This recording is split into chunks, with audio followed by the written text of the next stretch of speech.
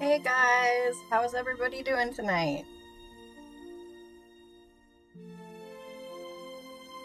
Hey Carla, Katrina. Oh, thank you, Katrina. I appreciate you. Hey Jer. And Adam is here as well. I'm so glad you guys made it. I had this originally scheduled for tomorrow night, but then I thought, well, I'm going to pop on and read tonight. So here I am.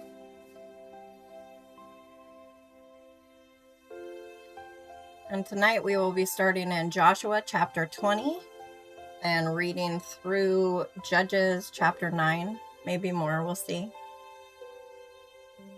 Did everybody enjoy their weekend?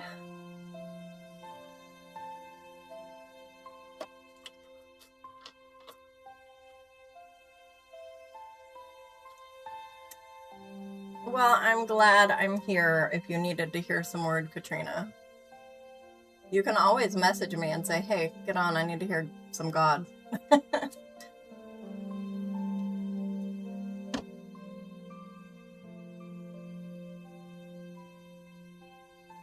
Okay. So, well, it looks like we have people starting to join the vertical stream as well. Welcome. If anybody needs prayer, please don't hesitate to ask. I am going to take a drink, and then we're going to get reading.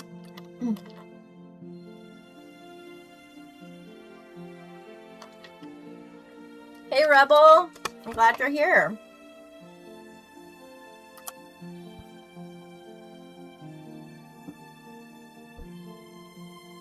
I do have to pop open the other comment section on the vertical stream so I can see if anybody comments over there. Give me just a second to get that up.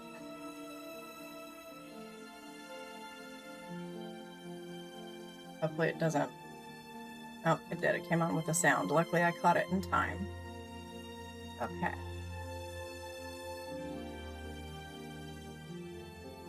Get it onto live chat. Oh, and the other thing I need to do is just put the Discord link and everything in the comments. And then we will get going. Again, if anybody needs prayer, please don't hesitate to ask. I'm always happy to pray for or with anybody who needs it. And I know those in the comment section would come in agreement with us as well. Okay. Just 1 second here.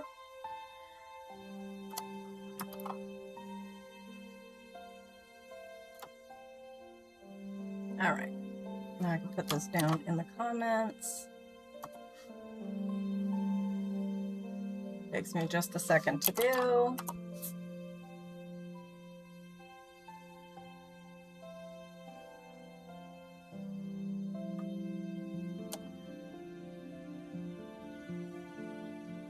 Okay. So it is in the main chat, and I will pin it. And now I'm putting it over in the other one as well. Oh, Rebel's in both. Okay,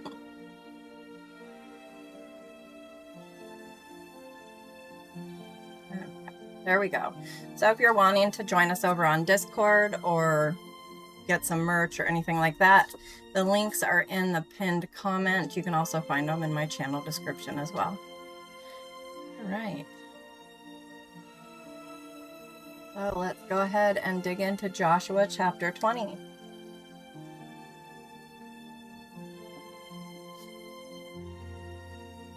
Oh, you're only going to be here for 20 minutes, Jer? You have to get up early or something tomorrow? All right, here we go.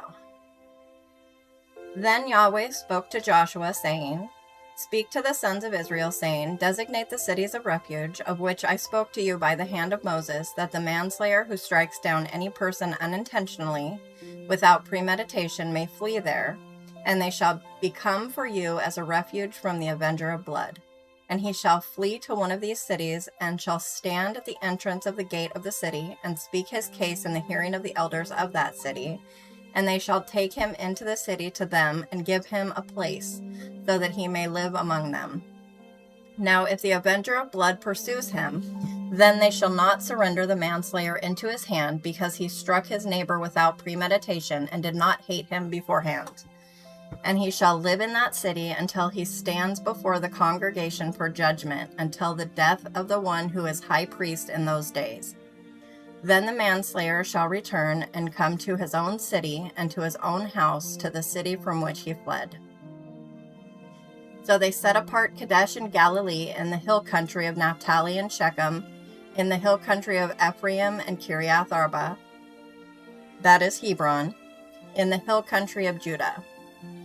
Now beyond the Jordan, east of Jericho, they designated Bezer in the wilderness on the plain from the tribe of Reuben, and Ramoth in Gilead from the tribe of Gad, and Golan in Bashan from the tribe of Manasseh.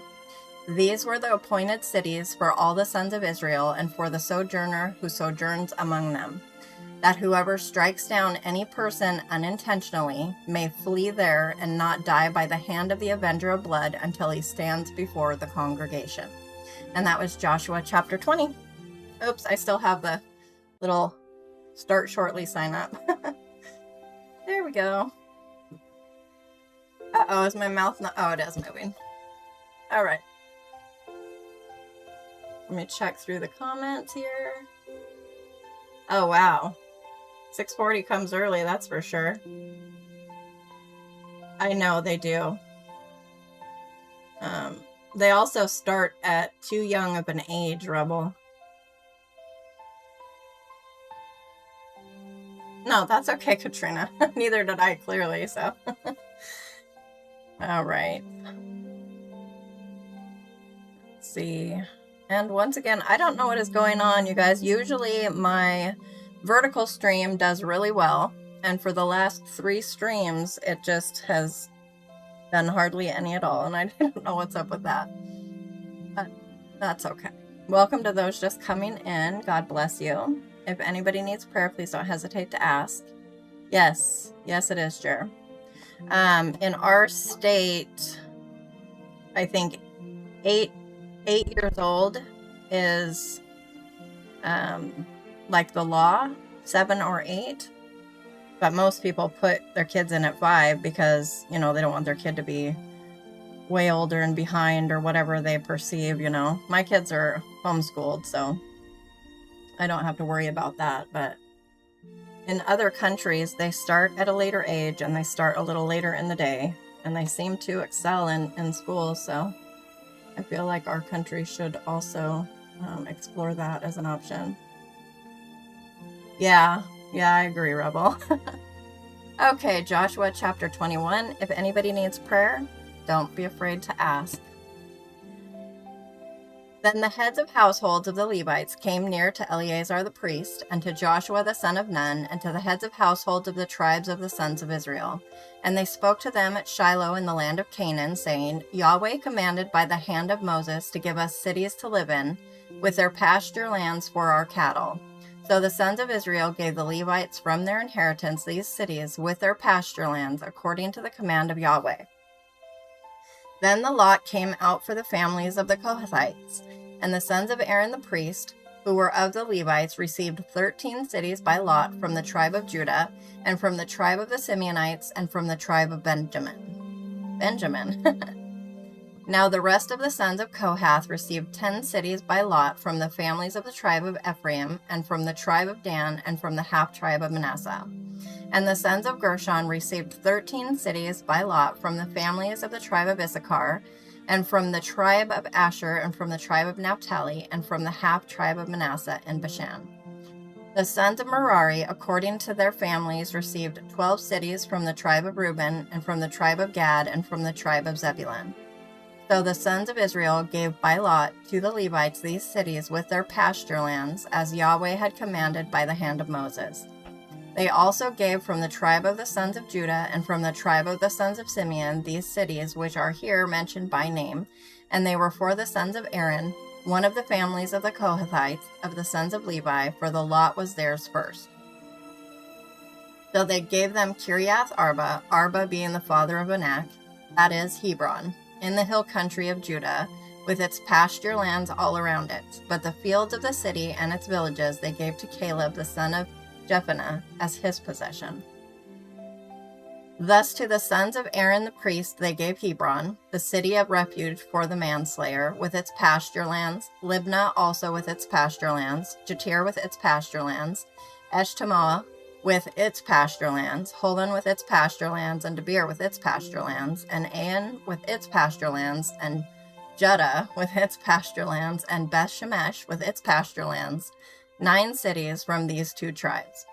From the tribe of Benjamin, Gibeon with its pasture lands, Geba with its pasture lands, Anathoth with its pasture lands, and Almon with its pasture lands, 4 cities. All the cities of the sons of Aaron, the priests, were 13 cities with their pasture lands. Then the cities from the tribe of Ephraim were allotted to the families of the sons of Kohath, the Levites, even to the rest of the sons of Kohath. And they gave them Shechem, the city of refuge for the manslayer, with its pasture lands, in the hill country of Ephraim, and Gezer with its pasture lands, and Kibzaim with its pasture lands, and Beth Horon with its pasture lands, 4 cities. From the tribe of Dan, Elteke, I'm not sure, Eltek, with its pasture lands, Gibeathon with its pasture lands, Ajalon with its pasture lands, and Gath-Rimmon with its pasture lands, 4 cities. From the half-tribe of Manasseh, they gave Tanakh with its pasture lands, and Gath-Rimmon with its pasture lands, 2 cities. All the cities with their pasture lands for the families of the rest of the sons of Kohath were 10. Now to the sons of Gershon, one of the families of the Levites, from the half-tribe of Manasseh, they gave Golan in Bashan, the city of refuge for the manslayer, with its pasture lands, and Be-Eshterah with its pasture lands, 2 cities. From the tribe of Issachar, they gave Kishion with its pasture lands, Daberath with its pasture lands, Jarmuth with its pasture lands, and Ganim with its pasture lands, 4 cities. From the tribe of Asher, they gave Mishal with its, you know what it had? It had pasture lands, guys. Shocking, right? Abnon with its pasture lands, Helkath with its pasture lands, and Rehob with its pasture lands, 4 cities. From the tribe of Naphtali, they gave Kadesh in Galilee, the city of refuge for the manslayer, with its pasture lands, and Hamath-dor with its pasture lands, and Kartan with its pasture lands, 3 cities. All the cities of the Gershonites, according to their families, were 13 cities with their pasture lands. Now to the families of the sons of Merari, the rest of the Levites, they gave from the tribe of Zebulun, Jokneam with its pasture lands, and Karta with its pasture lands, Dimnah with its pasture lands, Nahalal with its pasture lands, 4 cities. From the tribe of Reuben, they gave Bezer with its pasture lands, and Jahaz with its pasture lands, Kedemoth with its pasture lands, and Mephath with its pasture lands, 4 cities. What's up? Oh, it's kind of high. I thought you were going to be diddly. This bowl has a chip on it. Oh. On the back, it's got this matching chip at the exact same spot. Oh, it's going to go through. That's okay. I'll use it for mosaic or in the garden. Yeah. I'm going to just put it in my scrap drawer. Thank you. I love you. Okay. Sorry about that. Oh, I must have accidentally hit that button.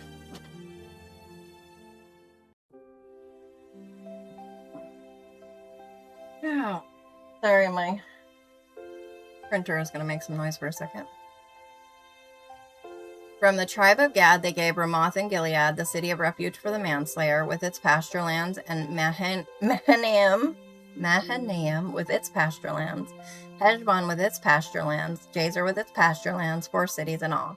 All these were the cities of the sons of Merari, according to their families. The rest of the families of the Levites, and their lot was 12 cities. All the cities of the Levites in the midst of the possession of the sons of Israel were 48 cities with their pasture lands. These cities each had its surrounding pasture lands. Thus it was with all these cities. So Yahweh gave Israel all the land which he had sworn to give to their fathers, and they possessed it and lived in it. And Yahweh gave them rest on every side, according to all that he had sworn to their fathers, and no one of all their enemies stood before them. Yahweh gave all their enemies into their hand. Not one promise of the good promises which Yahweh had promised to the house of Israel failed. All came to pass. And that was Joshua chapter 21.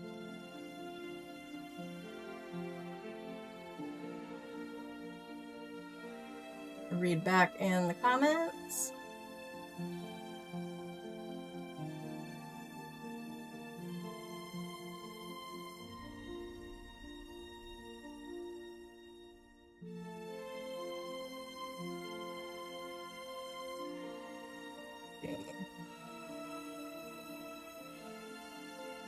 Oh yeah, it was like that over in Europe.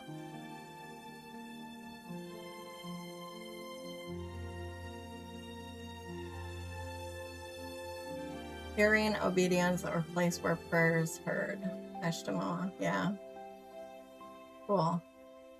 Well, I would have never thought it was more pasture lands. I know, right? But yeah, I put some videos with Gary Wayne that expands on a lot of this in my Discord. If anyone finds this stuff hard to follow, Gary Wayne is a really great Bible scholar that delves into all this. I'm going to put that on my little notepad here real quick while I'm thinking about it. So Gary Wayne. Oh, what's up? No, not Gary. Gary. Hi, Gary. Gary's Or is it Lulu? That's Lulu. Oh, it's Lulu? Yeah, hi, Lulu. Steven just handed me black fluff ball, and I was like, oh my gosh, friend. Yeah, what's Wheezy doing? Very, very, not that Cody friend. Because Wheezy is more than welcome to come and lay in on her new bed if she would like. Weezy was playing. Oh, if she's playing, that's okay. Did you need something? Or you're just bringing in the fluff ball? I was bringing it. Okay. Bye.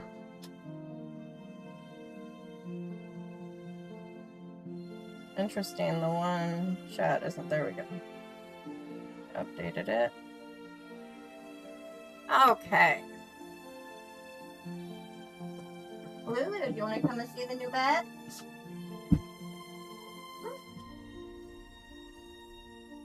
Look here. Let's see the new bed. Yes? Okay. Oh, you want to say hi? Oh, I think it's not your streaming. I am. We have Katrina. Hi, Katrina. Rebel. Hi, Rebel. We have Jer. Hi, Jared. We have Adam. Hi. I think. Oh, and Carla was in here. I'm not sure if she still is. Okay.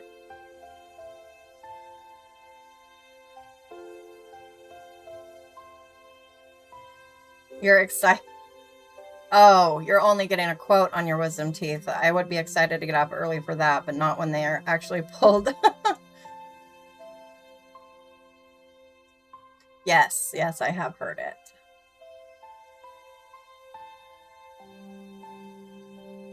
Okay. If anybody needs prayer, please don't hesitate to ask. I'm going to drop some hashtags down in the comment section of the vertical stream, see if we get some attention over there.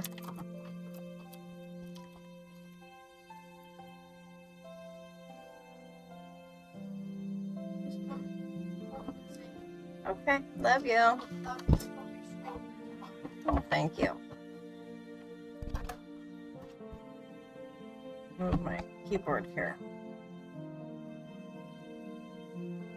Oh.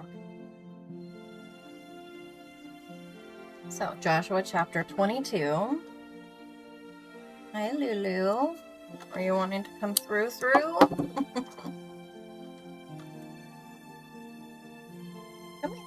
You just want to stay there? Or do you want to go up on the bed? Look. Okay, go up on the bed and look out the window if you want. Okay. Oh, what's your question? Yeah, Katrina, if they get impacted or infected or anything like that, it's miserable. So definitely get them taken care of if you can. Yes, usually my live streams are late. I do occasionally do some earlier in the day, but most of my regulars, if you will, prefer the later streams.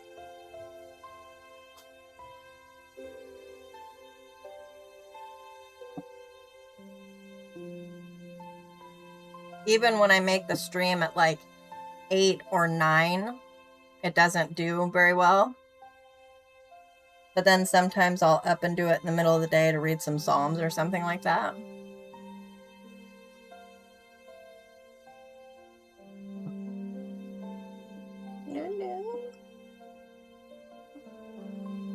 go back to the bed? No? Okay. Welcome to those just coming in. How late? Well, that all depends.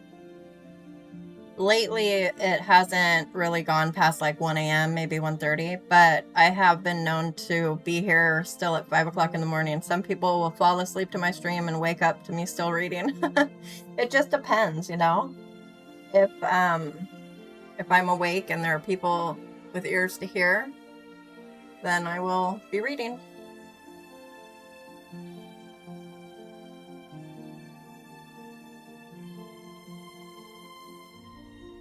Oh, yeah. Mick, if he comes, he also listens to a lot of music with a particular frequency. Hi, Diddly. You want to say hello? Hello.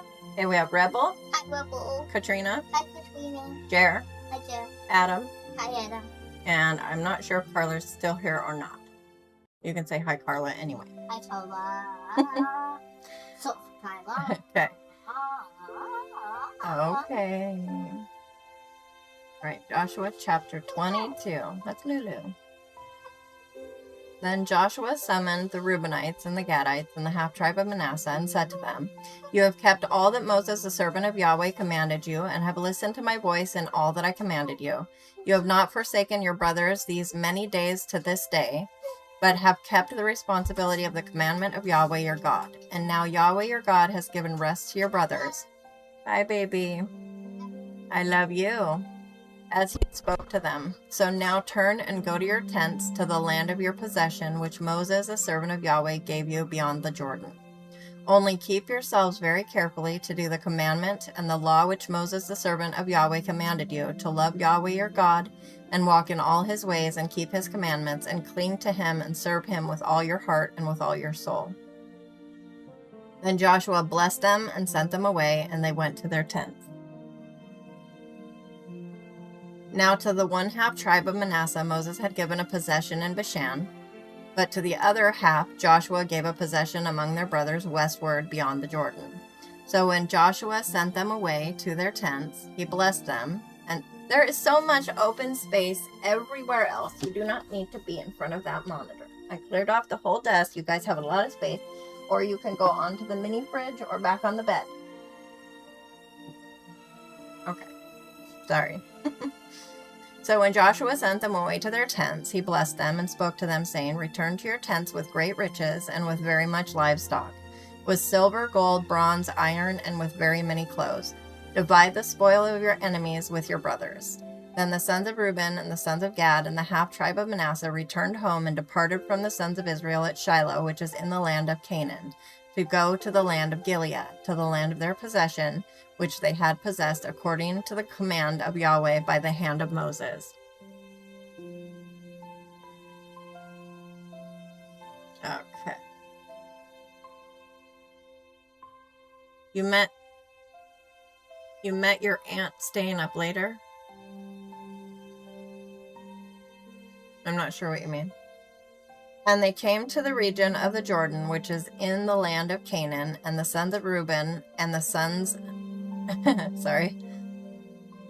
and the sons of Gad and the half-tribe of Manasseh built an altar there by the Jordan, a large altar in appearance. And the sons of Israel heard it said, "Behold, the sons of Reuben and the sons of Gad and the half-tribe of Manasseh have built an altar at the entrance of the land of Canaan, in the region of the Jordan, on the side belonging to the sons of Israel." And the sons of Israel heard of it, and the whole congregation of the sons of Israel assembled themselves at Shiloh to go up against them in war. Then the sons of Israel sent to the sons of Reuben and to the sons of Gad and to the half-tribe of Manasseh into the land of Gilead, Phinehas the son of Eleazar the priest, and with him 10 leaders, 1 leader for each father's household from each of the tribes of Israel, and each one of them was head of his father's household among the thousands of Israel. So they came to the sons of Reuben and to the sons of Gad and to the half-tribe of Manasseh to the land of Gilead, and they spoke with them, saying, "Thus says the whole congregation of Yahweh, What is this unfaithful act which you have committed against the God of Israel, turning away from following Yahweh this day, by building yourselves an altar to rebel against Yahweh this day? Is the iniquity of Peor too small a thing for us, from which we have not cleansed ourselves to this day, although there was a plague on the congregation of Yahweh? Yet you are turning away this day from following Yahweh. Now it will be that, if you rebel against Yahweh today, he will be angry with the whole congregation of Israel tomorrow. If, however, the land of your possession is unclean, then cross into the land of the possession of Yahweh, where the tabernacle of Yahweh dwells, and take possession among us.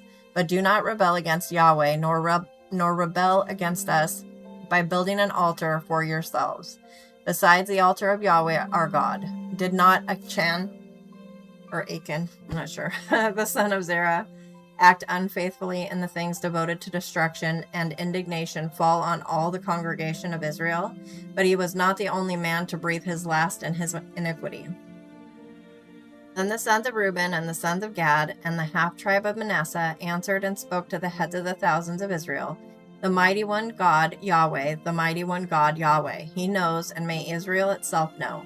If it was in rebellion, or if in an unfaithful act against Yahweh, do not save us this day. If we have built for ourselves an altar to turn away from following Yahweh, or if to perform a burnt offering or grain offering on it, or if to offer sacrifices of peace offerings on it, may Yahweh himself require it. But truly we have done this out of concern, for a reason, saying, in time to come your sons may say to our sons, What have you to do with Yahweh, the God of Israel? And Yahweh has made the Jordan a border between us and you. You sons of Reuben and sons of Gad, you have no portion in Yahweh. So your sons may make our sons stop fearing Yahweh. Therefore we said, let us build an altar, not for burnt offering or for sacrifice. Rather it shall be a witness between us and you, and between our generations after us, that we are to perform the service of Yahweh before him with our burnt offerings, and with our sacrifices, and with our peace offerings, so that your sons will not say to our sons in time to come, you have no portion in Yahweh. Therefore we said, it will also be that if they say this to us or to our generations in time to come, then we shall say, see the copy of the altar of Yahweh which our fathers made, not for burnt offering or for sacrifice, rather it is a witness between us and you. Far be it from us to rebel against Yahweh and turn away from following Yahweh this day, by building an altar for burnt offering, for grain offering, or for sacrifice, besides the altar of Yahweh our God, which is before his tabernacle. So Phinehas the priest and the leaders of the congregation, even the heads of the thousands of Israel who were with him, heard the words which the sons of Reuben and the sons of Gad and the sons of Manasseh spoke. And it was good in their sight. And Phinehas the son of Eleazar the priest said to the sons of Reuben, and to the sons of Gad, and to the sons of Manasseh, today we know that Yahweh is in our midst, because you have not committed this unfaithful act against Yahweh. So then you have delivered the sons of Israel from the hand of Yahweh. Then Phinehas the son of Eleazar the priest, and the leaders returned from the sons of Reuben and from the sons of Gad, from the land of Gilead to the land of Canaan, to the sons of Israel, and brought back word to them. And the word was good in the sight of the sons of Israel, and the sons of Israel blessed God. And they did not speak of going up against them in war to destroy the land in which the sons of Reuben and the sons of Gad were living. And the sons of Reuben and the sons of Gad called the altar witness, for they said, it is a witness between us that Yahweh is God. And that was chapter 22 of Joshua.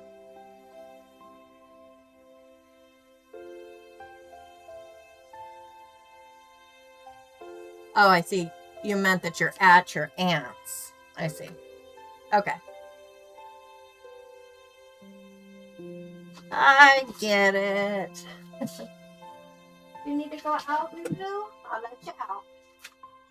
Okay, yes, I love you. Thank you for visiting. Is Weezy available in it? Is Weezy available? And when she's ready. Okay. I'm back right now. Okay. I was so pleased I found my mom's hot glue gun today. Did you see this, Kenna? Yeah, I found it. Awesome. I'm very pleased. Very is Weezy? Hi, Weezy. I was missing you. There's your food and water And and your bed. she was in line to eat when I Oh, yeah. picked her up. She's pleased. You guys might hear Wheezy crunch. Oh, she brought it over here. That's funny because Lulu did the same thing. Did they chew the food? She didn't chew that one. Now she is. Oh, no, she didn't. She just tossed it around in her mouth. Wheezy cakes, why aren't you chewing? I kind of, but I don't think They chew the wet food, so kind of backwards, isn't it? All right, so welcome to those just coming in. God bless you. If you need prayer, please don't hesitate to ask. And we are going to carry on into Joshua chapter 23 as soon as I take a drink.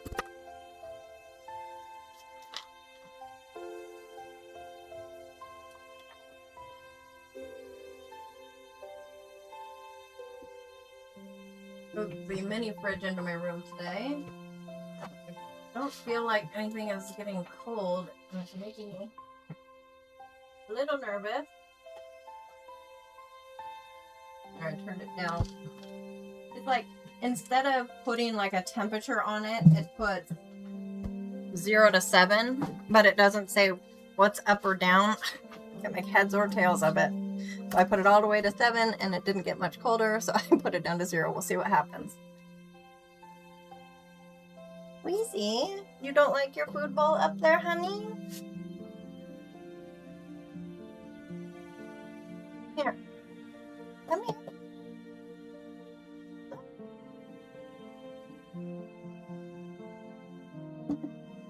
Here. I just have it over here so that it can't spill. Yeah, there you go. Oh, you wish you could get your feet all the way up there, probably. Here. There you go. This mini fridge is actually very quiet. It's quieter than my fan and my air purifier, that's for sure. Okay. Joshua calls all Israel.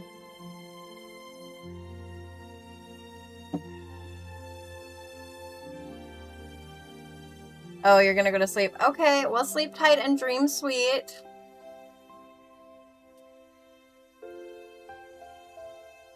God bless you. Thanks for being here.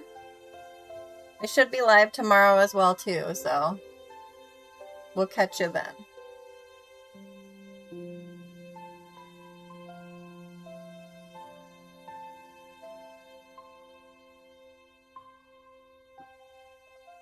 Now it happened after many days, after Yahweh had given rest to Israel from all their enemies on every side, and Joshua was old, advanced in years, that Joshua called for all Israel, for their elders and their heads and their judges and their officers, and said to them, I am old, advanced in years, and you have seen all that Yahweh your God has done to all these nations because of you, for Yahweh your God is he who has been fighting for you. See, I have allotted to you these nations which remain as an inheritance for your tribes, with all the nations which I have cut off from the Jordan, even to the great sea toward the setting of the sun. And Yahweh your God, he will thrust them out from before you and dispossess them before you, and you will possess their land, just as Yahweh your God promised you.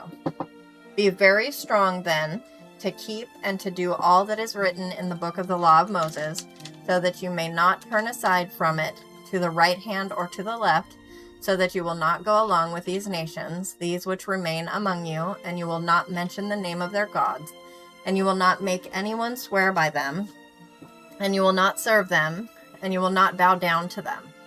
But you are to cling to Yahweh your God, as you have done to this day. For Yahweh has dispossessed great and mighty nations from before you, and as for you, no man has stood before you to this day. Give me just a second, guys. Hi, Weezy. Hang on.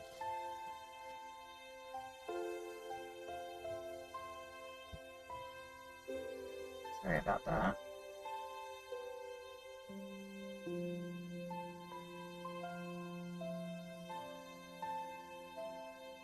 Okay. One of your men, oops, pop the thing up. One of your men will pursue 1,000, for Yahweh your God is he who fights for you, just as he promised you. So keep your souls very carefully to love Yahweh your God. For if you ever turn back and cling to the rest of these nations, these which remain among you, and intermarry with them, so that you go along with them and they with you, know with certainty that Yahweh your God will not continue to dispossess these nations from before you, but they will be a snare and a trap to you, and a whip on your sides and thorns in your eyes, until you perish from off this ground, off this good land which Yahweh your God has given you. Now behold, today I am going the way of all the earth, and you know in all your hearts and in all your souls that no one word of all the good words which Yahweh your God spoke concerning you has failed. All have come to pass for you, not one word of them has failed. And it will be that just as all the good words which Yahweh your God spoke to you have come upon you, so Yahweh will bring upon you all the calamitous words until he has destroyed you from off this good land which Yahweh your God has given you. Wheezy, are you not wanting to go up here because the fan is no good? Do you want to go up here?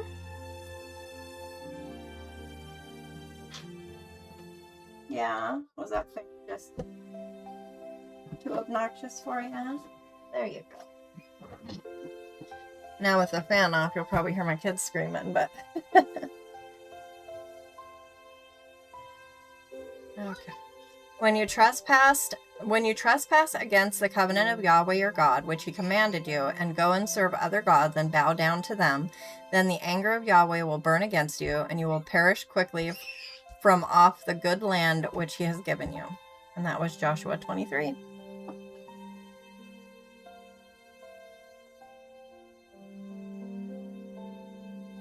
Oh yeah, people make gods of a lot of things.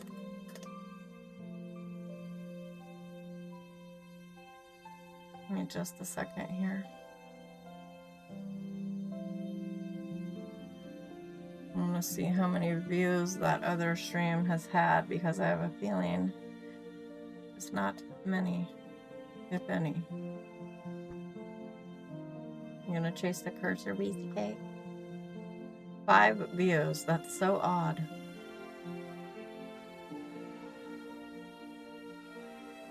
Huh. Let's see. I'm going to end it.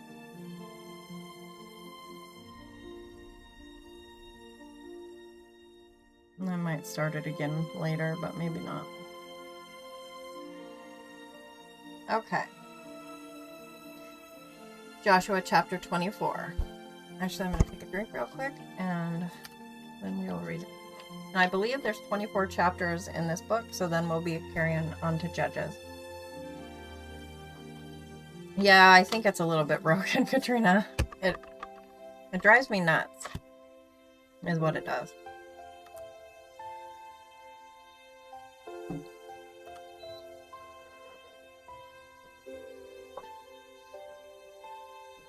I'm having itch, Wheezy. That better. Okay. If anybody needs prayer, please don't hesitate to ask.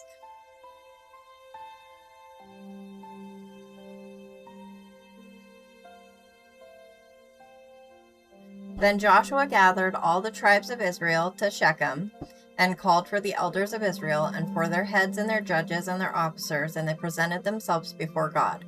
And Joshua said to all the people, "Thus says Yahweh, the God of Israel, from ancient times your fathers lived beyond the river, namely Terah, the father of Abraham and the father of Nahor, and they served other gods. Then I took your father Abraham from beyond the river, and led him through all the lands of Canaan, and multiplied his seed, and gave him Isaac. To Isaac I gave Jacob and Esau, and to Esau I gave Mount Seir to possess it. But Jacob and his sons went down to Egypt. Then I sent Moses and Aaron, and I smote Egypt by what I did in its midst. And afterward I brought you out, and I brought your fathers out of Egypt, and you came to the sea, and Egypt pursued your fathers with chariots and horsemen to the Red Sea. Then they cried out to Yahweh. He put darkness between you and the Egyptians, and brought the sea upon them and covered them, and your own eyes saw what I did in Egypt. And you lived in the wilderness for many days. Then I brought you into the land of the Amorites, who lived beyond the Jordan, and they fought with you, and I gave them into your hand, and you took possession of their land, and I destroyed them before you. Then Balak the son of Zippor, king of Moab, arose and fought against Israel, and he sent and summoned Balaam the son of Beor to curse you. But I was not willing to listen to Balaam. So he blessed you repeatedly, and I delivered you from his hand, and you crossed the Jordan and came to Jericho, and the citizens of Jericho fought against you, and the Amorite and the Perizzite, and the Canaanite and the Hittite, and the Girgashite and the Hivite and the Jebusite. Thus I gave them into your hand. Then I sent the hornet before you, and it drove out the 2 kings of the Amorites from before you, but not by your sword or your bow. And I gave you a land on which you had not labored, and cities which you had not built, and you have lived in them. You are eating of vineyards and olive groves which you did not plant.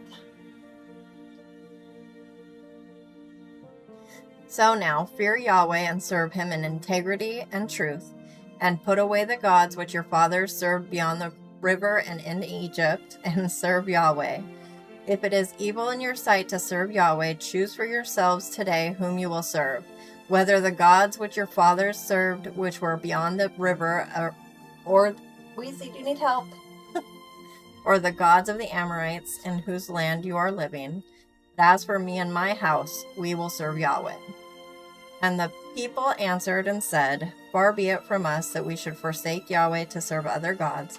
For Yahweh our God is he who brought us and our fathers up out of the land of Egypt, from the house of slavery, and who did these great signs in our sight, and kept us through all the way in which we went, and among all the peoples through whose midst we passed. And Yahweh drove out from before us all the peoples, even the Amorites who lived in the land. We also will serve Yahweh, for he is our God. Then Joshua said to the people, You will not be able to serve Yahweh, for he is a holy God. He is a jealous God. He will not forgive your transgression or your sins. If you forsake Yahweh and serve foreign gods, then he will turn and do you harm and consume you after he has done good to you. And the people said to Joshua, No, but we will serve Yahweh. And Joshua said to the people, You are witnesses against yourselves that you have chosen for yourselves Yahweh to serve him. And they said, We are witnesses. So now put away the foreign gods which are in your midst, and incline your hearts to Yahweh, the God of Israel. And the people said to Joshua, We will serve Yahweh our God, and we will listen to his voice.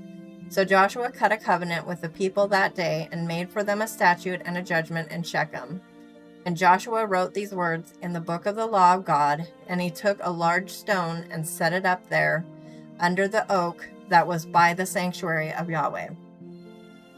And Joshua said to all the people, Behold, this stone shall be for a witness against us, for it has heard all the words of Yahweh which he spoke to us.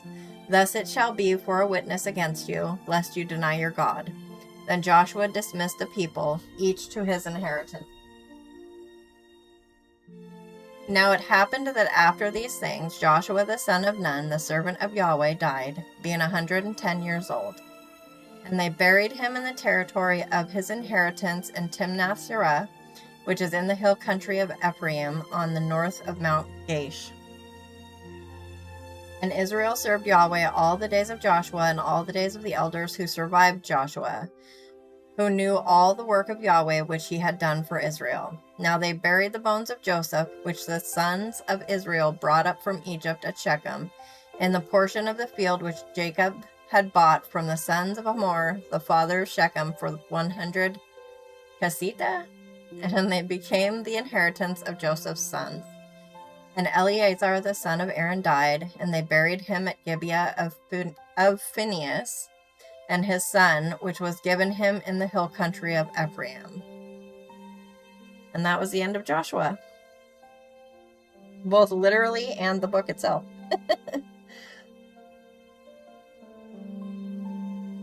Okay.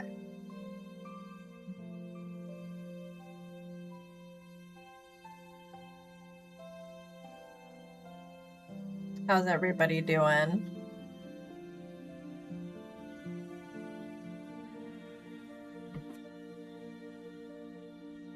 Give me just a minute here.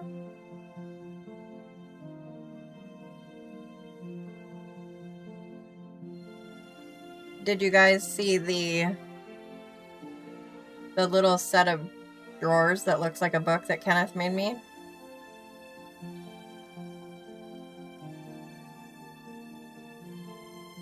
I made a video of it. It's a short video. I just love it. It's gorgeous.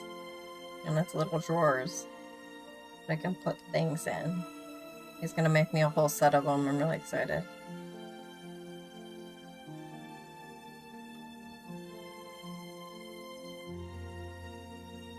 Okay. Trying to get another stream going on the vertical. Give me just a minute here.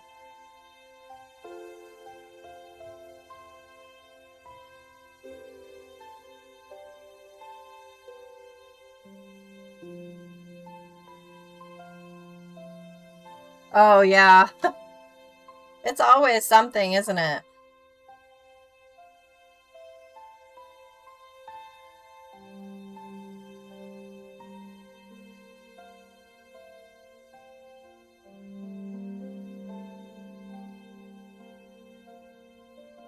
Okay, I'm almost done here.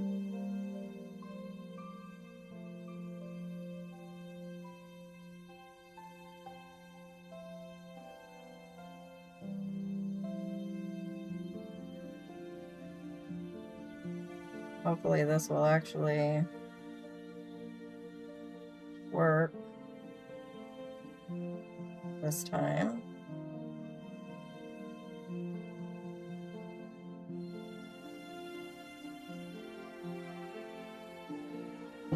Oh, what is it doing now?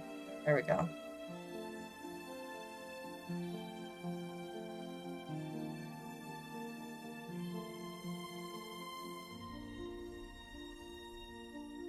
Oh, of course, error starting live stream. So now it's trying again.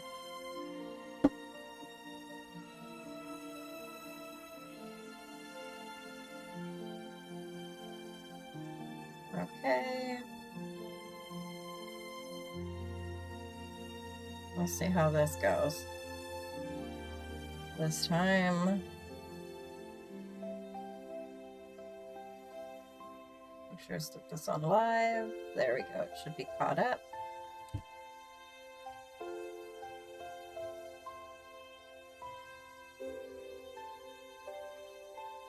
Okay.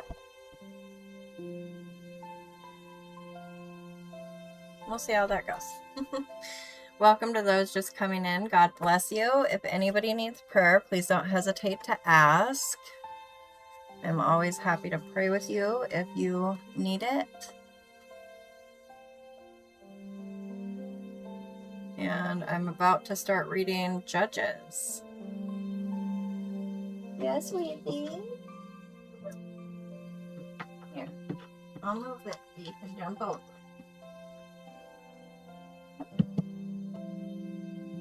Isn't even 11:15 yet, so don't holler about bedtime yet. Love you. Okay, I'm gonna get the comments on that stream again, and then I will be reading.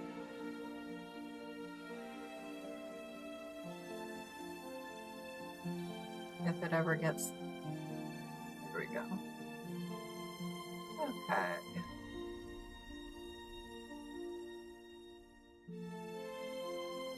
There you go, sweetheart. Go up there. You can lay on your bed or on the desk. Whatever makes you happy.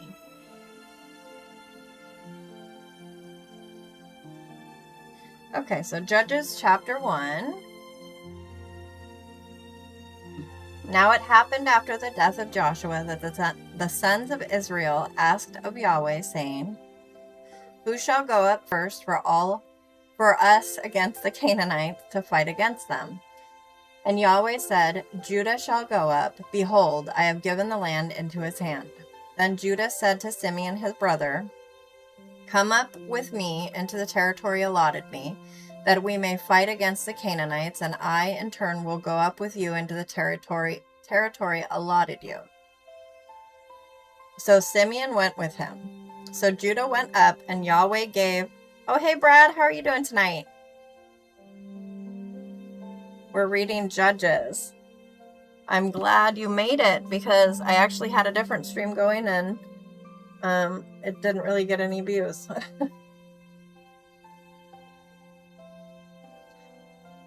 Okay, so Simeon went with him. So Judah went up, and Yahweh gave the Canaanites and the Perizzites into their hands, and they struck down 10,000 men at Bezek.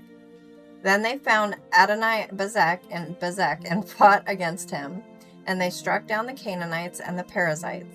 But Adoni-Bezek fled, and they pursued him and seized him and cut off his thumbs and big toes. And Adoni-Bezek said, 70 kings with their thumbs and their big toes cut off used to gather up scraps under my table, as I have done, so God has repaid me.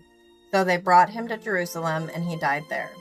Then the sons of Judah fought against Jerusalem and captured it and struck it with the edge of the sword and set the city on fire. And afterward the sons of Judah went down to fight against the Canaanites living in the hill country and in the Negev and in the Shephelah. So Judah went against the Canaanites who lived in Hebron. Now the name of Hebron formerly was Kiriath Arba. And they struck Sheshai and Ahiman and Talmai. Might be Talmai, whatever. Then from there he went against the inhabitants of Debir. Now the name of Debir formerly was Kiriath Sepher. And Caleb said, The one who strikes Kiriath Sepher and captures it, I will even give him my daughter Aksa as a wife. Then Othniel the son of Kenaz, Caleb's younger brother, captured it. So he gave him his daughter Aksa as a wife. Now it happened that when she came to him, she enticed him to ask her father for the field.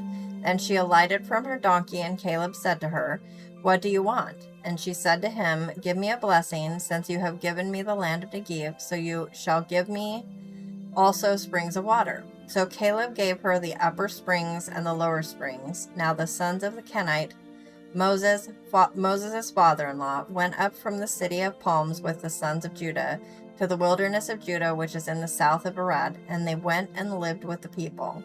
Then Judah went into Simeon his brother, and they struck the Canaanites living in Zaphath, and devoted it to destruction.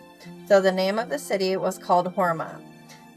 And Judah captured Gaza with its territory, and Ashkelon with its territory, and Ekron with its territory. Now Yahweh was with Judah, and they took possession of the hill country, but they could not dispossess the inhabitants of the valley, because they had iron chariots. Then they gave Hebron to Caleb, as Moses had promised, and he dispossessed from there the 3 sons of Anak. But the sons of Benjamin did not dispossess the Jebusites who lived in Jerusalem. So the Jebusites had lived with the sons of Benjamin in Jerusalem to this day. Likewise, the house of Joseph went up against Bethel, and Yahweh was with them. And the house of Joseph spied out Bethel. Now the name of the city was formerly Luz. Then the spies saw a man coming out of the city, and they said to him, Please show us the entrance to the city, and we will treat you with loving kindness. So he showed them the entrance to the city, and they struck the city with the edge of the sword, but they let the man and all his family go free. So the man went into the land of the Hittites, and built a city, and named it Luz, which is its name to this day. But Manasseh did not take possession of Bethshean and its towns, or Tanakh and its towns, or the inhabitants of Dor and its towns, or the inhabitants of Ibleam and its towns, or the inhabitants of Megiddo and its towns. So the Canaanites persisted to live in that land. And it happened when Israel became strong that they put the Canaanites to forced labor, but they did not dispossess them completely. Also Ephraim did not dispossess the Canaanites who were living in Gezer, though the Canaanites lived in Gezer among them. Zebulun did not dispossess the inhabitants of Kitron or the inhabitants of Nahalal, though the Canaanites lived among them and became subject to forced labor. What is it, Weezy? Are you fussing at me? No, it's still early. Yeah, come here. You aren't supposed to start fussing at me for another 15 minutes. I can hold you and snuggle you, though. She always starts trying to herd me up to bed at 11:15. I don't know why she's early tonight. Asher did not dispossess the inhabitants of Akko, or the inhabitants of Sidon, or of Alab, or of Akthib, or of Helba, or of Aphik, or of Rahab. So the Asherites lived among the Canaanites, the inhabitants of the land, for they did not dispossess them.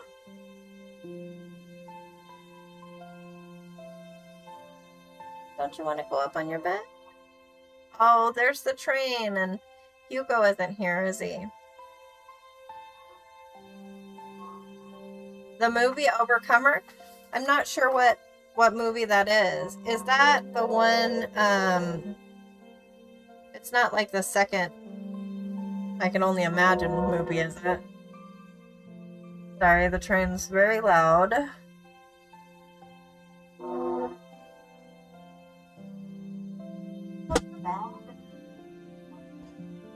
Oh.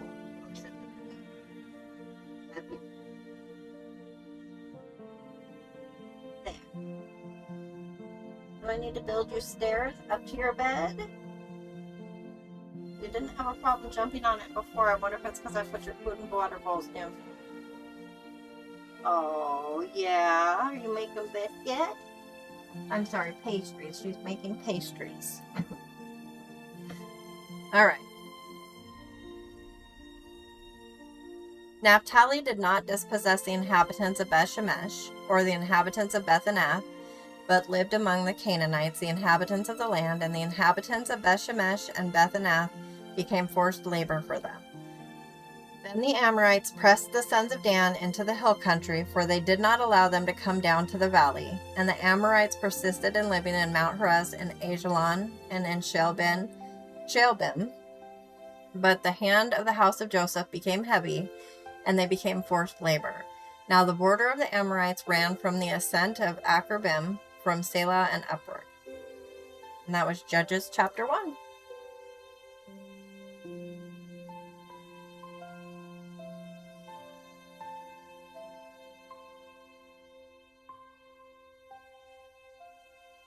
If anybody needs prayer, please don't hesitate to ask.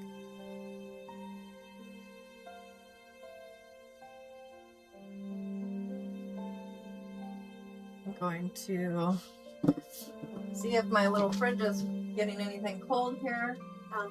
The freezer is, which is funny because I thought the freezer had been broken.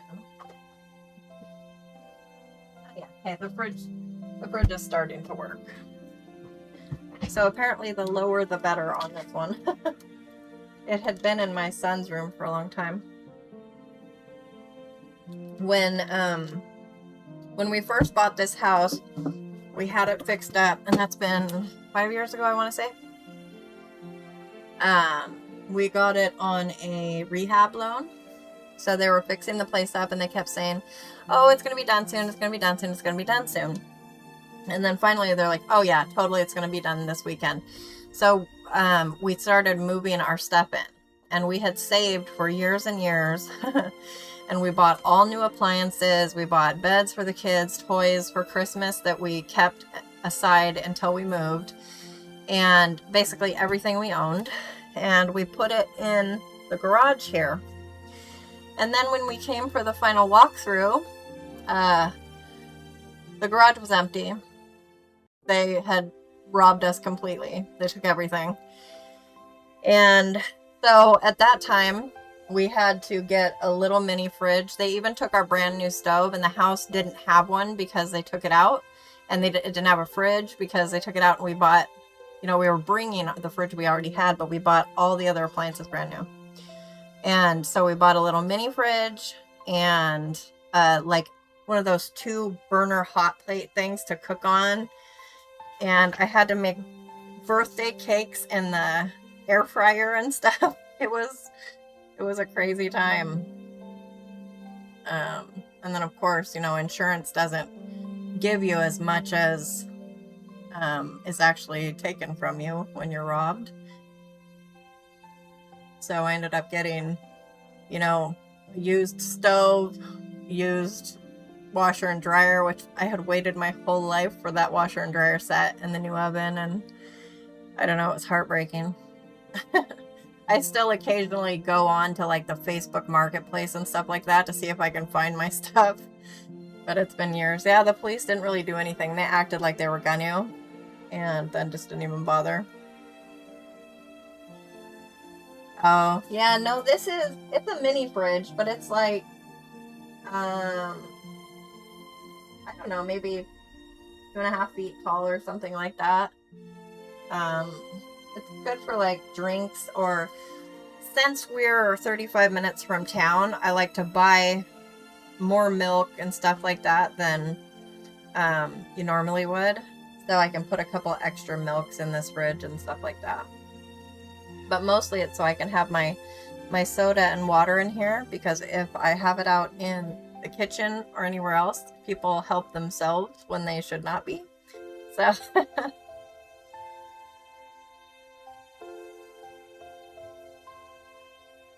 okay. Looks like a few more people have joined. God bless you. I'm so glad you're here. We're getting ready to read Judges chapter 2. I'm going to take a drink of my finally cold Pepsi.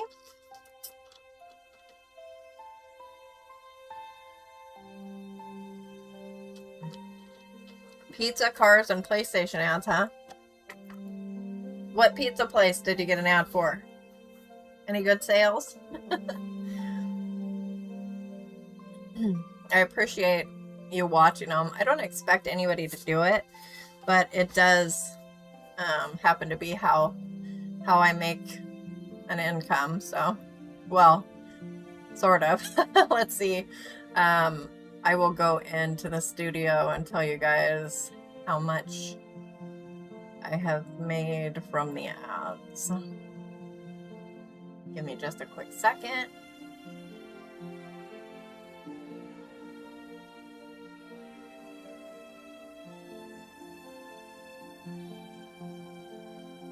So it looks like I was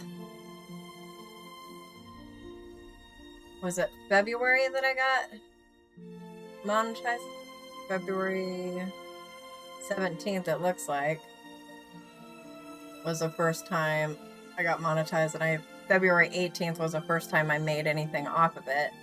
So I have made, on watch page ads, I have made $10.95. And on shorts, I have made $3.24. So about $14 or so, right? And that is in a little over a month. So not a whole lot, but you know, every little bit helps, that's for sure. And then there's the super chats, and then memberships. I have a few members as well. So total, I think from YouTube, since I started getting the partial monetization where people could give you super chats and stuff like that, I think total it's been like $150 or something like that. And then I've had people also bless me over there on Buy Me a Coffee, and that's wonderful. I appreciate everything. Oh yeah, we don't have a Pizza Hut near enough to us.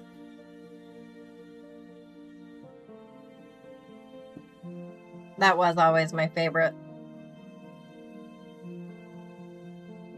Okay, so once again, if anybody needs prayer, please don't hesitate to ask. I'm going to take one more drink, and then I'm going to read Judges chapter 2.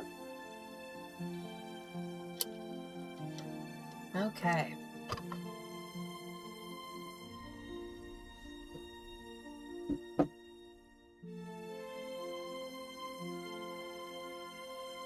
Oh yeah, Rebel. I do occasionally. Then the angel of Yahweh came up from Gilgal to Bochum, And he said, I brought you up out of Egypt and led you into the land which I have sworn to your fathers. And I said, I will never break my covenant with you. And as for you, you shall cut no covenant with the inhabitants of this land. You shall tear down their altars. But you have not listened to my voice. What is this you have done? Therefore I also said, I will not drive them out before you, but they will become as thorns in your sides, and their gods will become a snare to you. So it happened that when the angel of Yahweh spoke these words to all the sons of Israel, the people lifted up their voices and wept.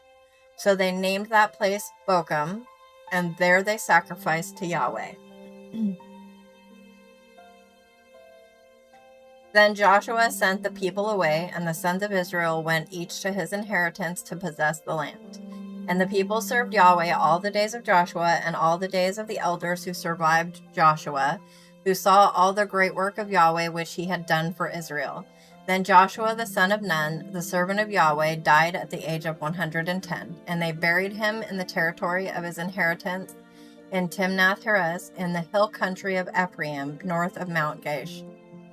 And all that generation also were gathered to their fathers, and there arose another generation after them who did not know Yahweh or even the work which he had done for Israel. Then the sons of Israel did what was evil in the eyes of Yahweh and served the Baals, and they forsook Yahweh, the God of their fathers, who had brought them out of the land of Egypt, and followed other gods from among gods of the peoples who were around them, and bowed themselves down to them. Thus they provoked Yahweh to anger. So they forsook Yahweh and served Baal and the Ashtaroth, and the anger of Yahweh burned against Israel, and he gave them into the hands of the plunderers who plundered them, and he sold them into the hands of their enemies around them, so that they could no longer stand before their enemies. Whenever they went, the hand of Yahweh was against them for evil, as Yahweh had spoken and as Yahweh had sworn to them, so that they were severely distressed.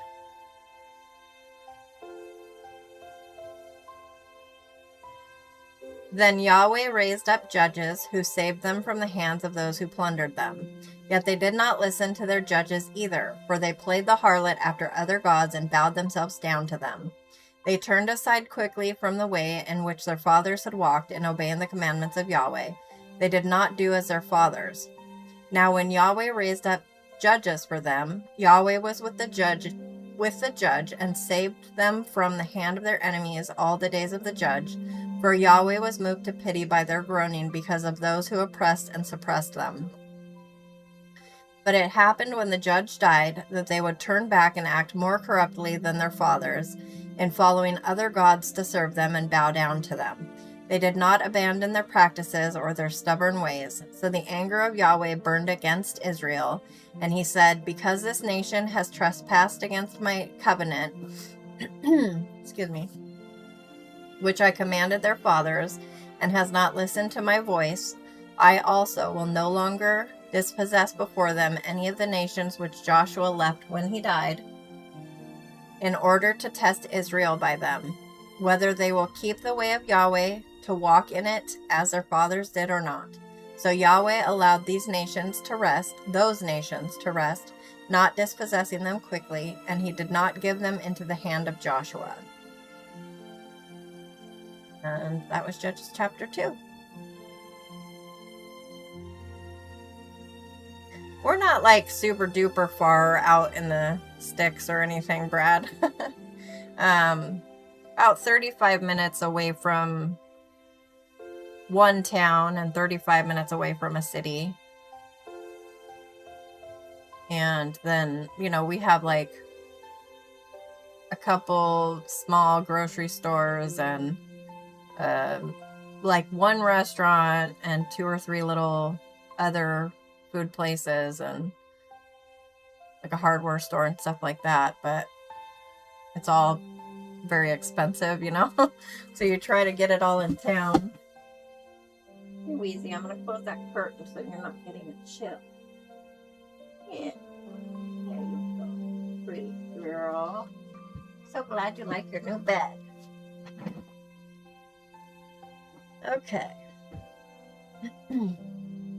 Now these are the nations which Yahweh allowed to remain, to test Israel by them, that is, all who had not known any of the wars of Canaan. However, God tested them in order that the generations of the sons of Israel would know war by learning war, especially those who had not known it formerly. These nations are the 5 lords of the Philistines, and all the Canaanites, and the Sidonians, and the Hivites who lived in Mount Lebanon, from Mount Baal Hermon as far as Lebo Hamath. And they were for testing Israel, to know if they would obey the commandments of Yahweh, which he had commanded their fathers by the hand of Moses. Now the sons of Israel lived among the Canaanites, the Hittites, the Amorites, the Perizzites, the Hivites, and the Jebusites. And they took their daughters for themselves as wives, and gave their own daughters to their sons, and served their gods. Thus the sons of Israel did what was evil in the eyes of Yahweh, and forgot Yahweh their God, and served the Baals and the Asheroth.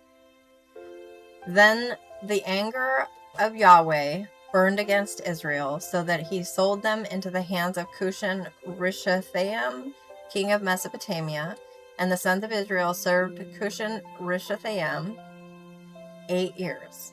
Then the sons of Israel cried to Yahweh, and Yahweh raised up a savior for the sons of Israel to save them, Othniel the son of Kenaz, Caleb's younger brother. And the Spirit of Yahweh came upon him, and he judged Israel. And he went out to war, and Yahweh gave Cushan Rishathaim, king of Mesopotamia, into his hand.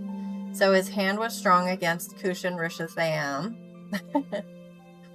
Then the land was quiet for 40 years. And Othniel the son of Kenaz died. Then the sons of Israel again did what was evil in the eyes of Yahweh. So Yahweh strengthened Eglon, the king of Moab, against Israel, because they had done what was evil in the eyes of Yahweh. And he gathered to himself the sons of Ammon and Amalek, and he went and struck Israel, and they dispossessed the city of the palm trees. So the sons of Israel served Eglon, the king of Moab, 18 years.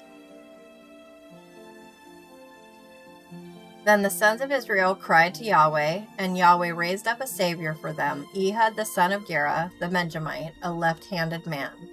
And the sons of Israel sent tribute by his hand to Eglon the king of Moab. And Ehud made himself a sword which had 2 edges, a cubit in length, and he bound it on his right thigh under his cloak. Then he brought the tribute near to Eglon king of Moab. Now Eglon was a very fat man. And it happened when he had finished bringing the tribute near, that he sent away the people who had carried the tribute. But he himself turned back from the graven images which were at Gilgal, and said, I have a secret message for you, O king. And he said, Keep silence. And all who stood by him left him. But Ehud came to him while he was sitting alone in his cool roof chamber. And Ehud said, I have a message from God for you. And he arose from his seat. Then Ehud sent forth his left hand, took the sword from his right thigh, and thrust it into his belly. The handle also went in after the blade, and the fat closed over the blade, for he did not draw the sword out of his belly. And the refuse came out. Then Ehud went out into the vestibule, and shut the doors of the roof chamber behind him, and locked them. Now he went out, and his servants came in and looked, and behold, the doors of the roof chamber were locked. And they said, He is surely relieving himself in the cool room. Then they waited until they were ashamed. But behold, he did not open the doors of the roof chamber. Therefore they took the key and opened them, and behold, their master had fallen to the floor dead. But Ehud escaped while they were delaying, and he passed by the graven images and escaped to Seirah. And it happened when he had arrived that he blew the trumpet in the hill country of Ephraim, and the sons of Israel went down with him from the hill country, and he was in front of them. Then he said to them, Pursue them, for Yahweh has given your enemies the Moabites into your hands. So they went down after him and captured the fords of the Jordan opposite Moab, and did not allow anyone to cross. And they struck down at that time about 10,000 Moabites, all robust and valiant men, and no one escaped. So Moab was subdued that day under the hand of Israel, and the land was quiet for 80 years. Now after him was Shamgar the son of Anath, and he struck down 600 Philistines with an ox goad, and he also saved Israel. And that was Judges chapter 3.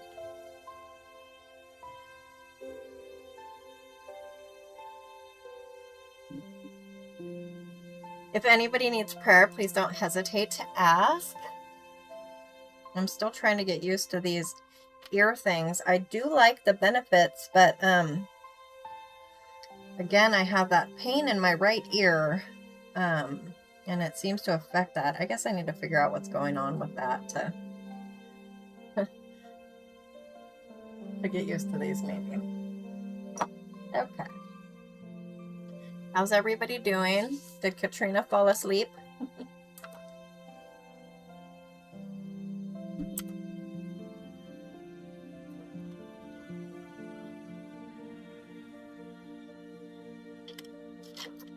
Okay. Going to be reading Judges chapter 4.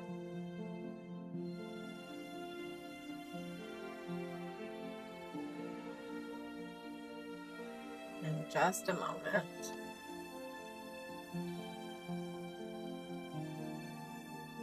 Welcome to those just coming in. God bless you. I'm going to drop some hashtags down in the comments.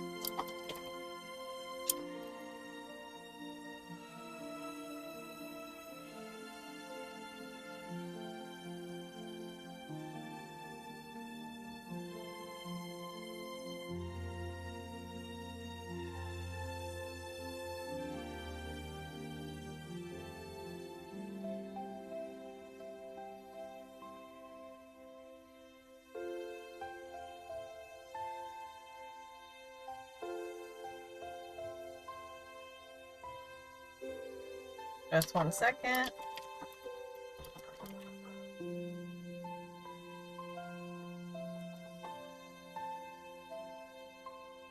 Hopefully that'll help bring some more people. Alright. Then the sons of Israel again did what was evil in the eyes of Yahweh. Now Ehud had died, and Yahweh sold them into the hand of Jabin, king of Canaan, who reigned in Hazor. And the commander of his army was Sisera, who lived in Harosheth Hagoyim. Then the sons of Israel cried to Yahweh, for he had 900 iron chariots, and he oppressed the sons of Israel severely for 20 years. Now Deborah, a prophetess, the wife of Lapidoth, was judging Israel at that time. And she used to sit under the palm tree of Deborah between Ramah and Bethel in the hill country of Ephraim, and the sons of Israel came up to her for judgment.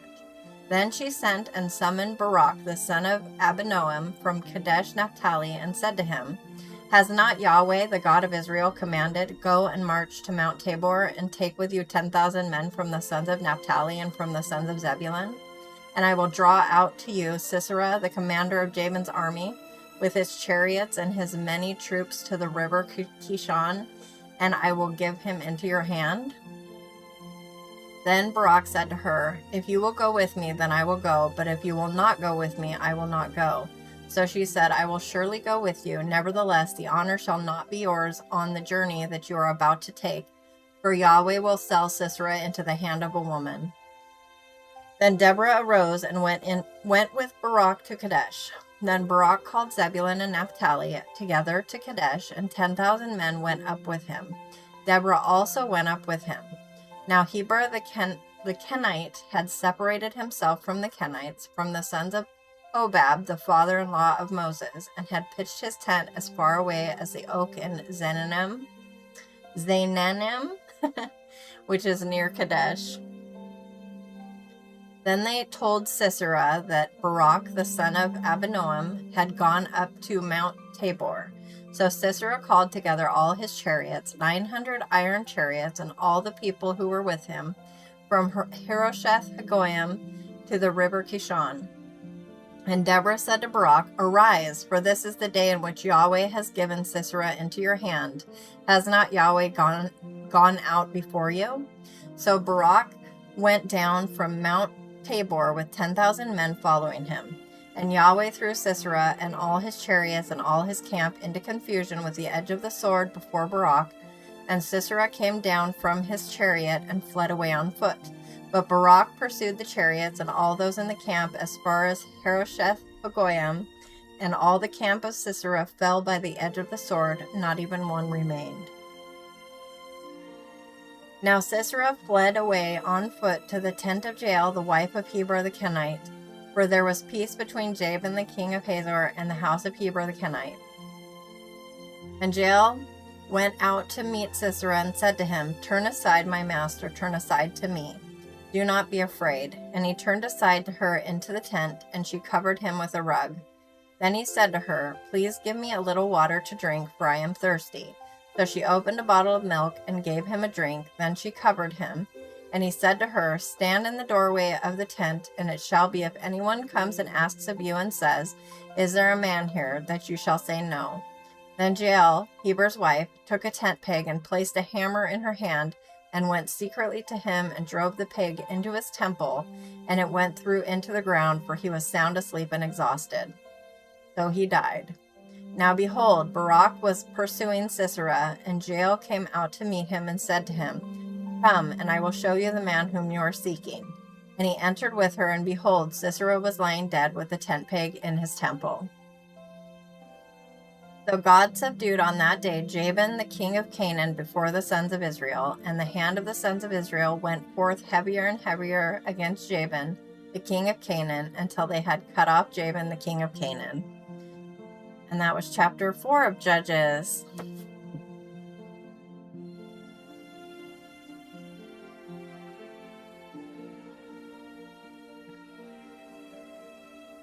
If anybody needs prayer, please don't hesitate to ask.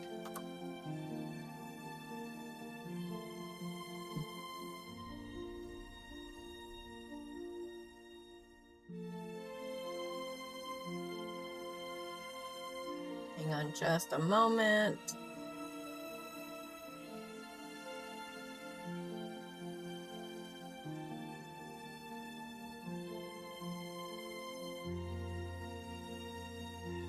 Fix something here real quick.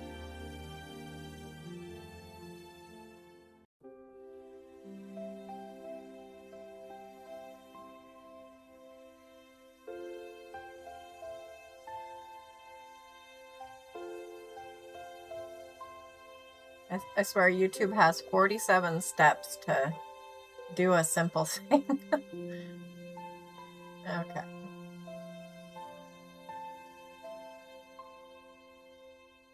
Alright, Judges chapter 5. As soon as I take a drink.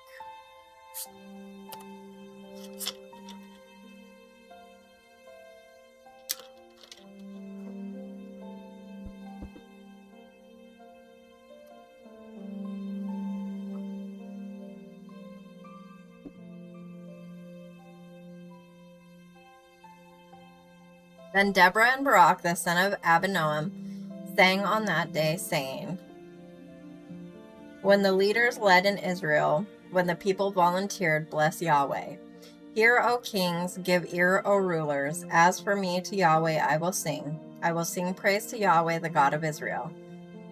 O Yahweh, when you went out from Seir, when you marched from the field of Edom, the earth quaked, the heavens also dripped, even the clouds dripped water. The mountains flowed at the presence of Yahweh, this Sinai at the presence of Yahweh, the God of Israel. In the days of Shamgar the son of Anath, in the days of Jael, the paths had ceased. So travelers went by roundabout paths. The peasantry ceased, they ceased in Israel, until I, Deborah, arose, until I arose a mother in Israel. God chose new leaders, then war was in the gates. Not a shield or a spear was seen among 40,000 in Israel. My heart goes out to the commanders of Israel, the volunteers among the people. Bless Yahweh. You who ride on white donkeys, you who sit on rich carpets, and you who travel on the road, muse aloud. At the sound of those who divide flocks among the watering places, there they shall commemorate the righteous deeds of Yahweh, the righteous deeds of his peasantry in Israel. Then the people of Yahweh went down to the gates. Awake, awake, Deborah, awake, awake, utter a song. Arise, Barak, and take away your captives, O son of Abinoam. Then survivors came down to the mighty ones. The people of Yahweh came down to me as warriors. From Ephraim, those whose root is in Amalek came down. Following you, Benjamin, with your peoples. From Machir commanders came down, and from Zebulun those who wield the staff of a scribe. And the princes of Issachar were with Deborah. As was Issachar, so was Barak. Into the valley they rushed at his heels. Among the divisions of Reuben, there was great persistence of the heart. Why did you sit among the sheepfolds to hear the whistling for the flocks? Among the divisions of Reuben, there were great probings of the heart. Gilead dwelt across the Jordan, and why did Dan stay in ships? Asher sat at the seashore and dwelt by its landings. Zebulun was a people who despised their lives even to death, and Naphtali also on the high places of the field. The kings came and fought, then fought the kings of Canaan. At Tanakh, near the waters of Megiddo, they took no gain of silver. The stars fought from heaven. From their courses they fought against Sisera. The river of Kishon swept them away, the ancient river, the river Kishon. O my soul, march on with strength. When the horse's hooves beat from the dashing of his valiant steeds. Curse Meroz, said the angel of Yahweh, utterly curse its inhabitants, because they did not come to the help of Yahweh against the warriors. Most blessed of women is Jael, the wife of Heber the Kenite. Most blessed is she of women in the tent. He asked for water, and she gave him milk. In a mighty bowl she brought him curds. She sent forth her hand for the tent peg, and her right hand for the workman's hammer. Then she beat Sisera, she smashed his head, and she crushed and pierced his temple. Between her feet he bowed, he fell, he lay. Between her feet he bowed, he fell. Where he bowed, there he fell violently devastated. Out of the window she looked and lamented, the mother of Sisera through the lattice. Why does his chariot delay in coming? Why do the hoofbeats of his chariots tarry? Her wise princesses would answer her. Indeed, she repeats her words to herself. Are they not finding? Are they not dividing the spoil?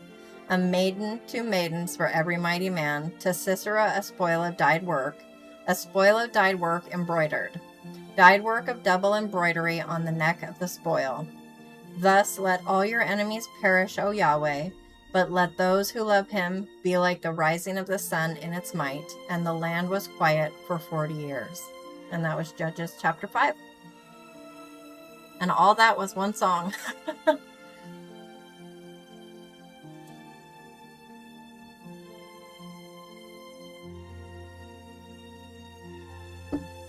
Kind of an interesting song, huh? Oh, is my mouth not moving? Oh, yeah, it is. Looks like there's a delay in the other stream. Which is fine, because it appears nobody is in there but me. And that's just so I can see the comments. So odd. The way things are on the tube.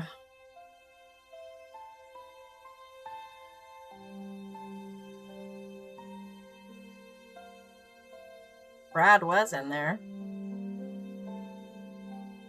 He must have had to go.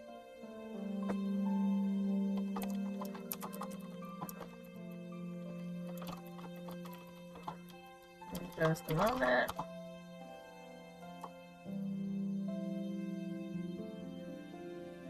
Oh, you know what? I did. I did put the link in the Discord. Good.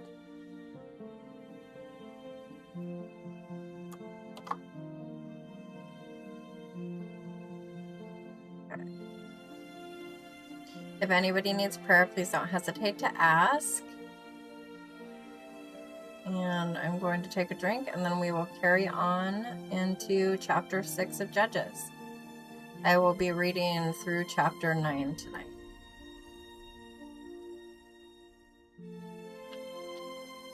Yay, I'm glad you're still here, Rebel.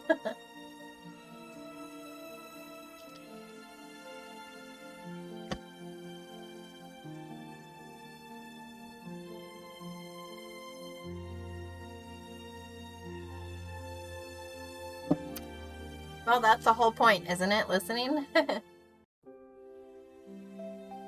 Okay. Judges chapter 6. Then the sons of Israel did what was evil in the eyes of Yahweh, talking. And Yahweh gave them into the hands of Midian 7 years. And the power of Midian prevailed against Israel. Because of Midian, the sons of Israel made for themselves the dens which were in the mountains and the caves and the strongholds. And it was when Israel had sown that the Midianites would go up with the Amalekites and the sons of the east and go up against them. So they would camp against them and ruin the produce of the earth as far as Gaza and leave no sustenance in Israel, as well as no sheep, ox, or donkey.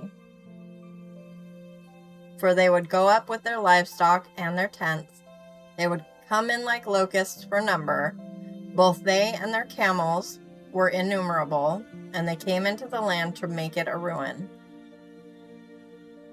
So Israel was brought very low because of Midian, and the sons of Israel cried out to Yahweh.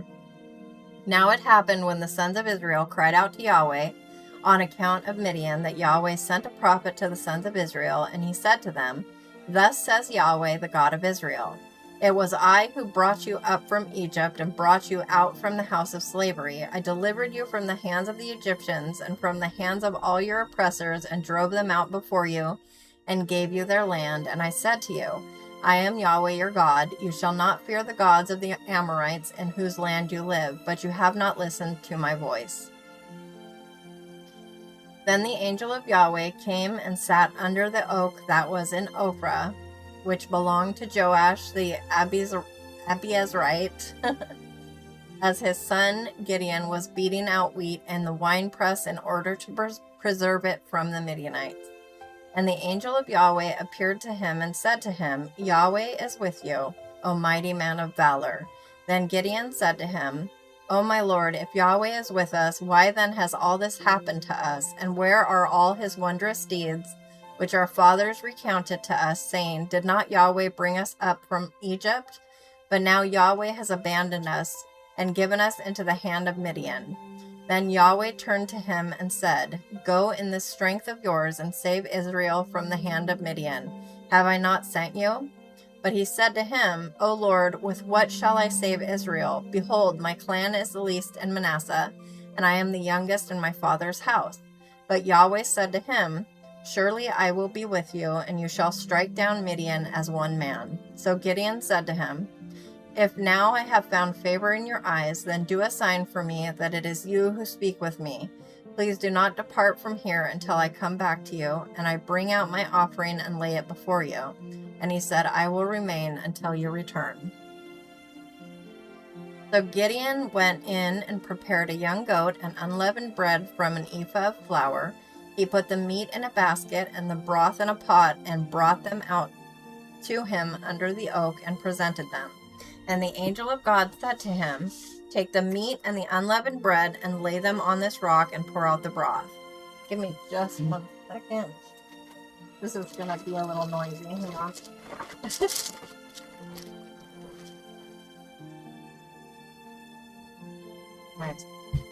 My scarf was just too tight on my head there. I'm having to switch it to a different one. It'll just take me a second. Or it should just take me a second anyway. Kind of a slickery one, so.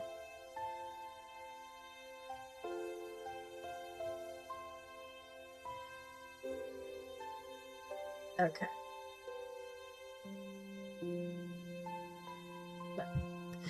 That'll be better. It's starting to give me a headache.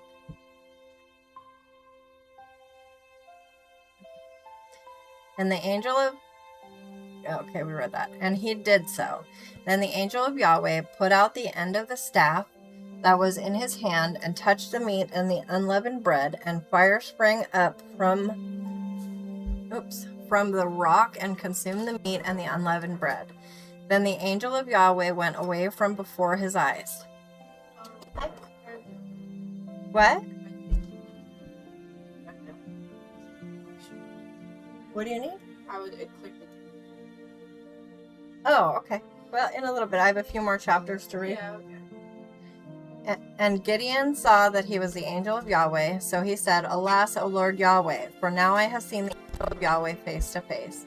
And Yahweh said to him, Peace to you, do not fear, you shall not die. So Gideon built an altar there to Yahweh and named it Yahweh is Peace. To this day it is still in Ophrah of the Abiezrites. Now it happened on the same night that Yahweh said to him, Take your father's bull and a second bull 7 years old, and pull down the altar of Baal, which belongs to your father, and cut down the Asherah that is beside it, and build an altar to Yahweh your God on the top of this stronghold in an orderly manner. And take the second bull and offer a burnt offering with the wood of the Asherah, which you shall cut down. So Gideon took 10 men of his servants and did as Yahweh had spoken to him. And now it happened that because he was too afraid of his father's household and the men of the city to do it by day, he did it by night.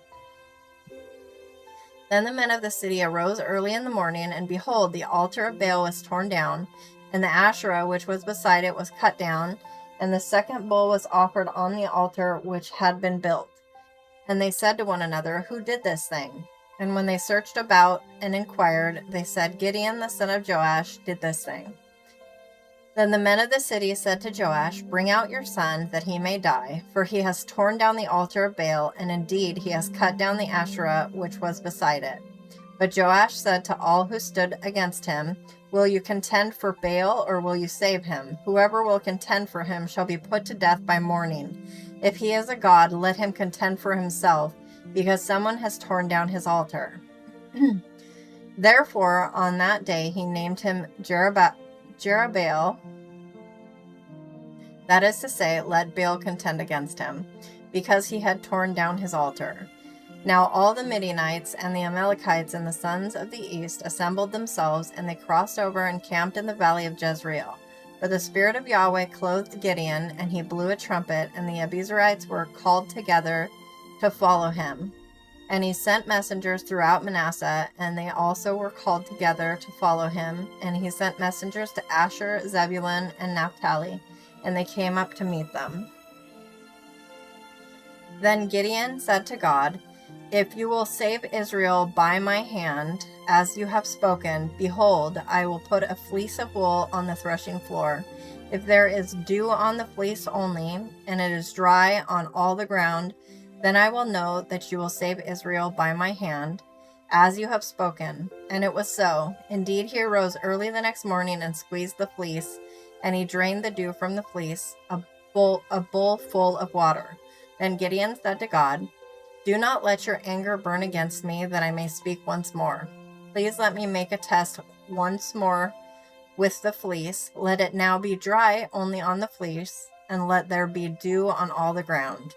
And God did so that night, so it was dry only on the fleece, but dew was on all the ground. And that was Judges chapter 6.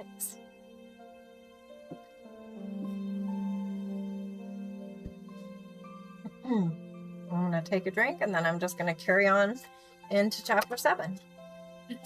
If you need prayer, please don't hesitate to ask.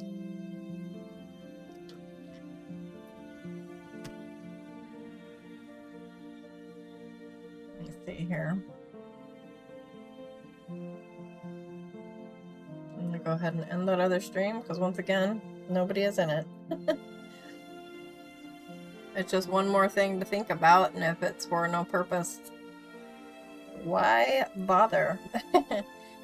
I do always redirect it so that if anybody were to happen to be in there, it would pop them over here. Okay.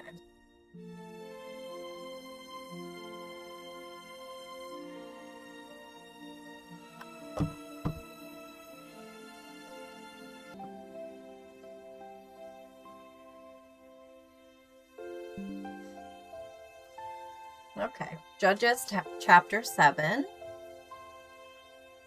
Then Jerubbaal, that is Gideon, and all the people who were with him rose early and camped beside the spring of Harod, and the camp of Midian was on the north side of them by the hill of Moreh in the valley. And Yahweh said to Gideon, The people who are with you are too many for me to give Midian into their hands, lest Israel honor themselves, saying, My own hand has saved me. So now, come, call out in the hearing of the people, saying, Whoever is afraid and trembling, let him return and depart from Mount Gilead.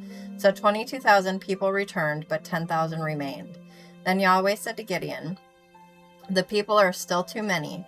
Bring them down to the water, and I will test them for you there. And it will be that he of whom I say to you, 'This one shall go with you,' he shall go with you. But everyone of whom I say to you, 'This one shall not go with you,' he shall not go." So he brought the people down to the water, and Yahweh said to Gideon, "Everyone who laps the water with his tongue as a dog laps, you shall set him aside by himself, and so also everyone who kneels to drink." Now the number of those who lapped, putting their hand to their mouth, was 300 men, but all the rest of the people kneeled to drink water. And Yahweh said to Gideon, "I will save you with the 300 men who lapped, and will give the Midianites into your hands. So let all the other people go, each man to his place." So the 300 men took the people's provisions and their trumpets into their hands. And Gideon sent all the other men of Israel, each to his tent, but retained the 300 men. And the camp of Midian was below him in the valley. What's up? I want to do a jump on the couch, but Steven's Why do you want to do a jump on the couch? to see how far I can get. Or you want to jump off of the couch or onto the couch? Do a jump on the couch. Oh, like across it? Yeah. But Steven, what? Steven, laid down and wouldn't. Just tell him to move to the other couch. He's just doing it to block what you want to do? That's rude. Okay. Now it happened the same night that Yahweh said to him, "Arise, go down against the camp, for I have given it into your hands. But if you are afraid to go down, then both you and Purah, your young man, go down to the camp, and you will hear what they say, and afterward your hands will be strengthened, that you may go down against the camp." So he went with Purah his young man down to the outskirts of the armed men that were in the camp. Now the Midianites and the Amalekites and all the sons of the east were lying in the valley as numerous as locusts, and their camels were without number, as numerous as the sand of the seashore. Give me just 1 second.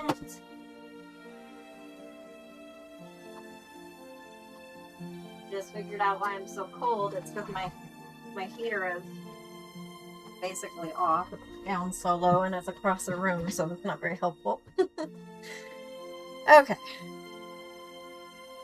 Then Gideon came, and behold, a man was recounting a dream to his friend. And he said, "Behold, I had a dream. A loaf of barley bread was tumbling into the camp of Midian, and it came to the tent and struck it so that it fell, and turned it upside down so that the tent lay flat."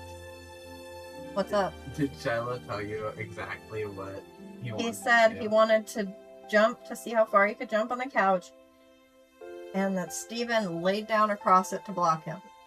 Stephen was already laying down on the couch, Oh. and Shiloh wants to stand on the arm of the couch, and jump onto the side of the couch, and wall jump onto the other arm of the couch. Oh, no.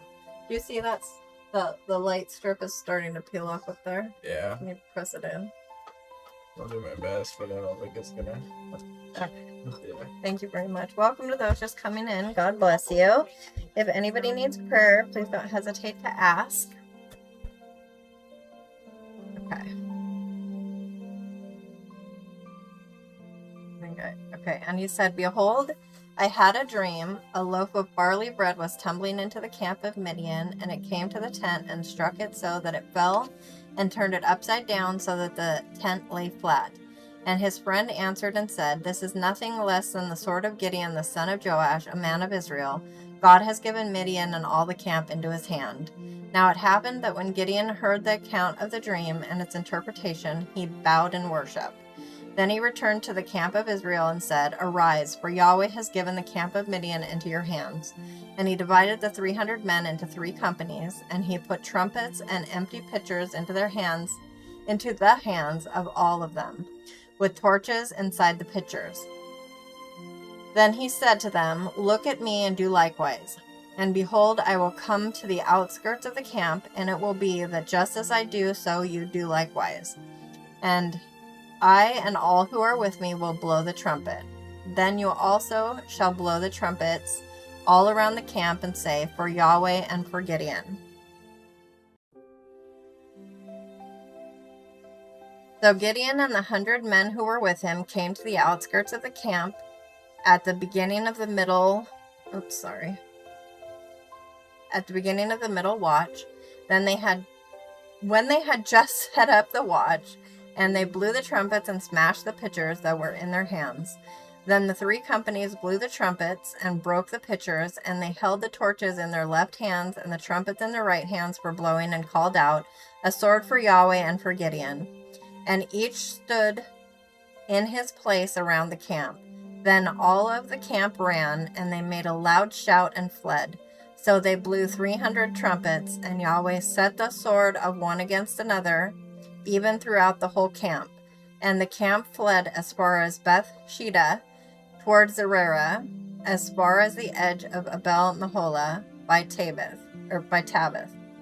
And the men of Israel were summoned from Naphtali and Asher and all Manasseh, and they pursued Midian. Now Gideon had sent messengers throughout all the hill country of Ephraim, saying, "Come down to meet Midian and capture the waters before them, as far as Beth Berah and the Jordan." So all the men of Ephraim were summoned, and they captured the waters as far as Beth Berah and the Jordan. Then they captured the 2 princes of Midian, Oreb and Zeb, and they killed Oreb at the rock of Oreb, and they killed Zeb at the winepress of Zeb. Then they pursued Midian and brought the heads of Oreb and Zeb to Gideon from across the Jordan. And that was Judges chapter 7. I see someone has joined us. Welcome. How are you doing tonight? God bless you. If you need prayer, please don't hesitate to ask. And, oops. I just have to refresh my screen real quick. Okay. I'm going to take a drink, and then I will read Judges chapter 8. After that, I will read Judges chapter 9, and then that will be the end for tonight. So 2 more chapters.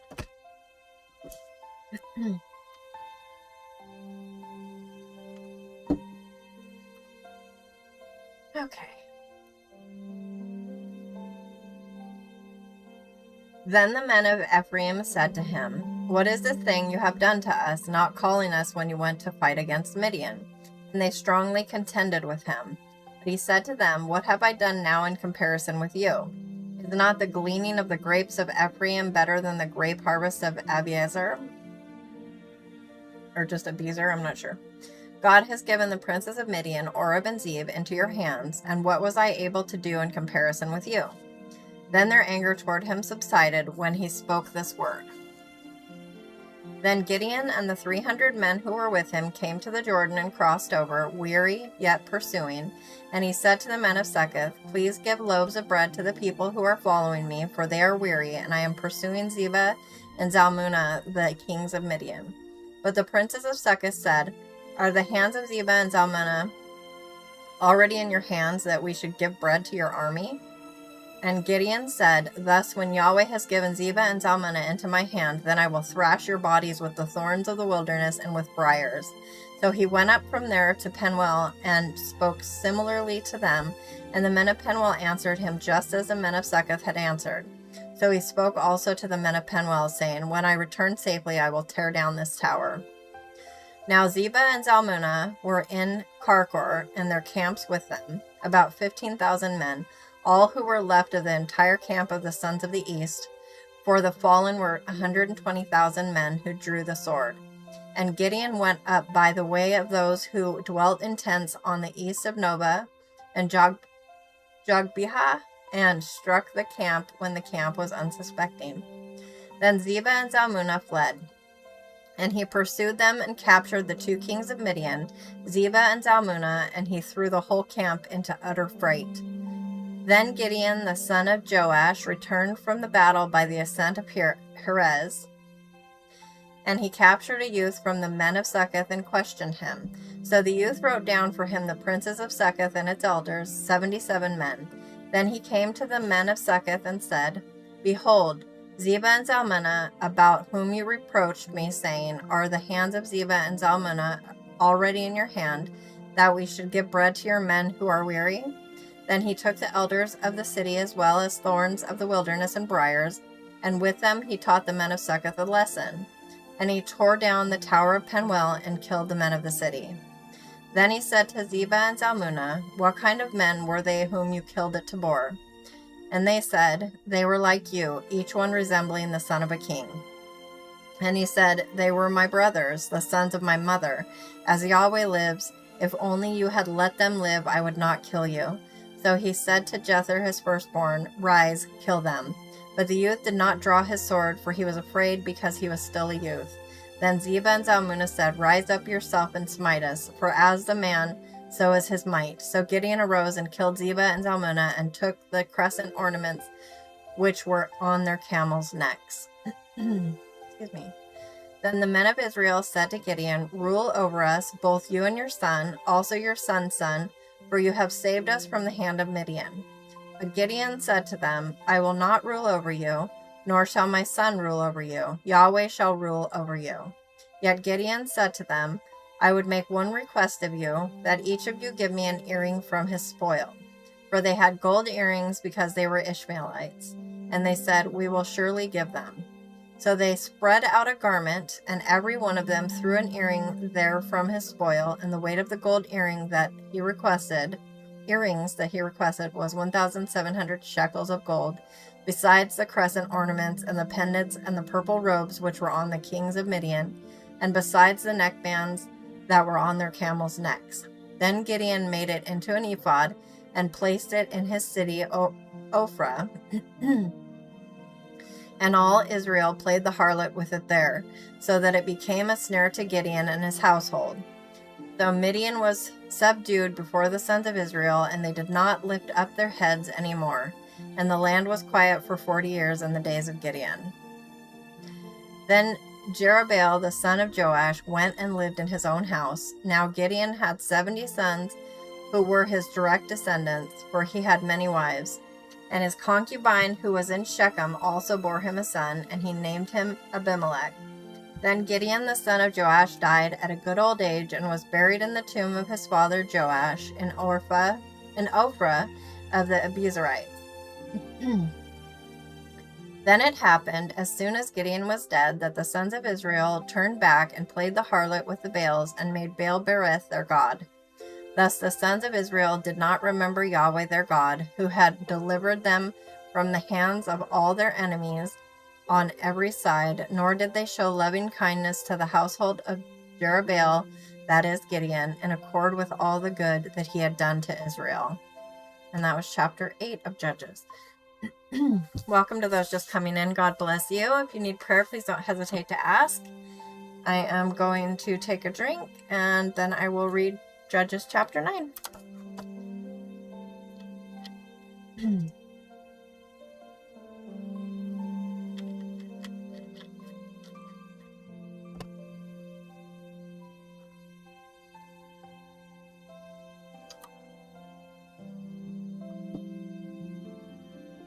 Okay. And Abimelech, the son of Jerubbaal, went to Shechem to his mother's relatives and spoke to them and to the whole family of the household of his mother's father, saying, Speak now in the hearing of all the lords of Shechem, which is better for you, that 70 men, all the sons of Jerubbaal, rule over you, or that one man rule over you. Also remember that I am your bone and your flesh. And his mother's relatives spoke all these words on his behalf in the hearing of all the lords of Shechem. And they were inclined to follow Abimelech, for they said, He is our relative.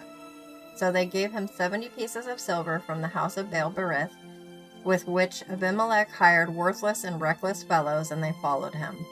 Then he came to his father's house at Ophrah, and killed his brothers, the sons of Jerubbaal, 70 men, on one stone. But Jotham, the youngest son of Jerubbaal, was left, for he hid himself. Then all the lords of Shechem and all Beth Millo assembled together, and they went and made Abimelech the king by the oak of the pillar which was in Shechem. Give me just 1 second, please.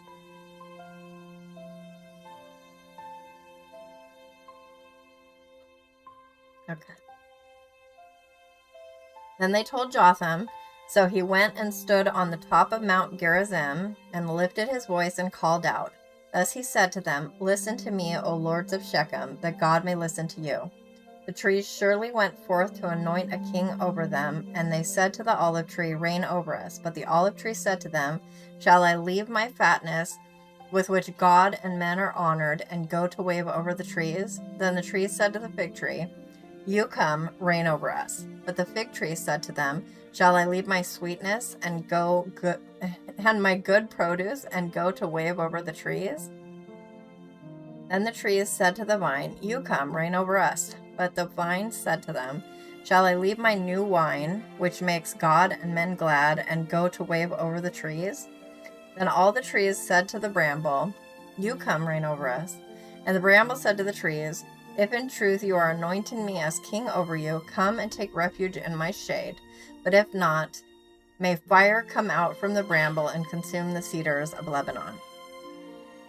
So now, if you have dealt in truth and integrity and made Abimelech king, and if you have dealt well with Jerubbaal and his house, and have dealt with him according to the bountiful works of his hands, for my father fought for you and risked his life and delivered you from the hand of Midian, but you have risen against my father's house today and have killed his sons, 70 men, on one stone, and have made Abimelech the son of his maidservant king over the lords of Shechem, because he is your relative. If then you have dealt in truth and integrity with Jerubbaal and his house this day, be glad in Abimelech, and let him also be glad in you. Hello. Hello? What's up? You got any new people?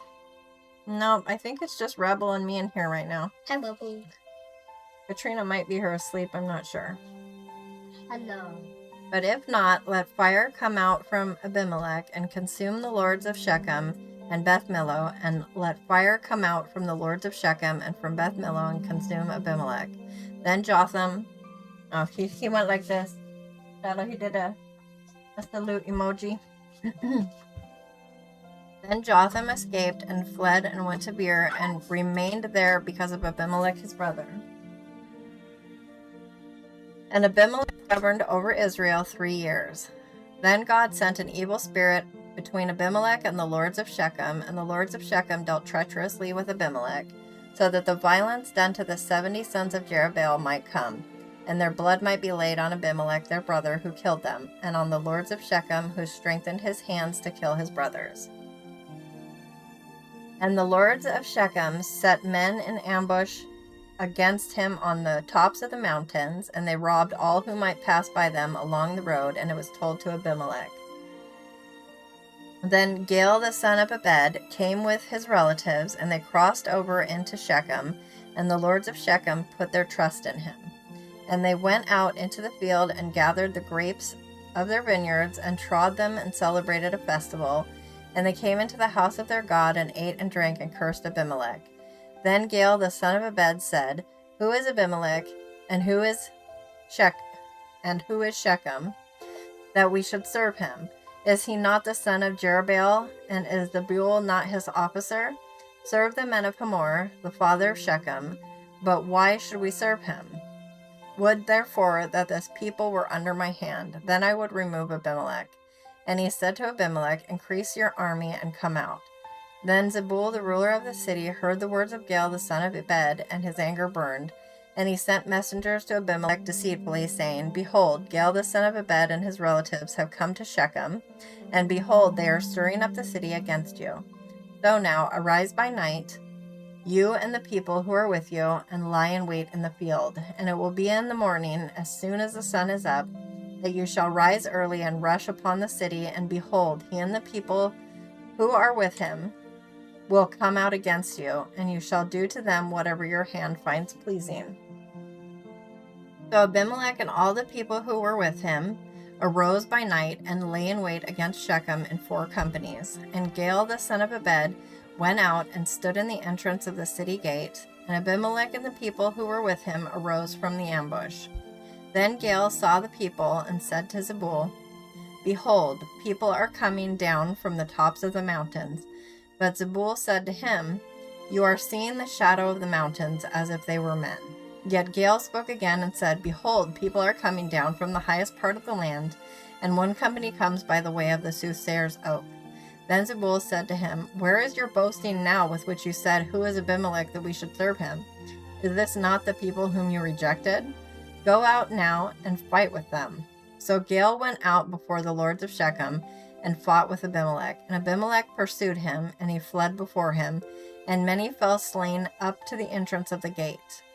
Then Abimelech remained at Arumah, Arumah? Who knows? But Zebul drove out Gaal and his relatives so that they could not remain in Shechem. Now it happened the next day that the people went out to the field, and it was told to Abimelech. So he took his people and divided them into 3 companies and lay in wait in the field. Then he looked, and behold, the people were coming out from the city. So he arose against them and struck them down. Then Abimelech and the company who was with him rushed forward and stood in the entrance of the city gate, but the other 2 companies rushed upon all who were in the field and struck them down. So Abimelech fought against the city all that day, and he captured the city and killed the people who were in it. Then he tore the city down and sowed it with salt. Then all the lords of the tower of Shechem heard of it, and they entered the inner chamber of the temple of El-Berith. And it was told to Abimelech that all the lords of the tower of Shechem were gathered together. So Abimelech went up to Mount Zalmon, he and all the people who were with him, and Abimelech took an axe in his hand and cut down a branch from the trees and lifted it and laid it on his shoulder. Then he said to the people who were with him, What you have seen me do, hurry and do likewise. And all the people also cut down each one his branch and followed Abimelech and put them on the inner chamber and set the inner chamber on fire over those inside, so that all the men of the tower of Shechem also died, about 1,000 men and women. Then Abimelech went to Thebez, and he camped against Thebez and captured it. But there was a strong tower in the center of the city, and all the men and women with all the lords of the city fled there and shut themselves in, and they went up on the roof of the tower. So Abimelech came to the tower and fought against it, and approached the entrance of the tower to burn it with fire. But a certain woman threw an upper millstone on Abimelech's head, and she smashed his skull. Then he called quickly to the young man, his armor bearer, and said to him, Draw your sword and put me to death, lest they say of me, A woman killed him.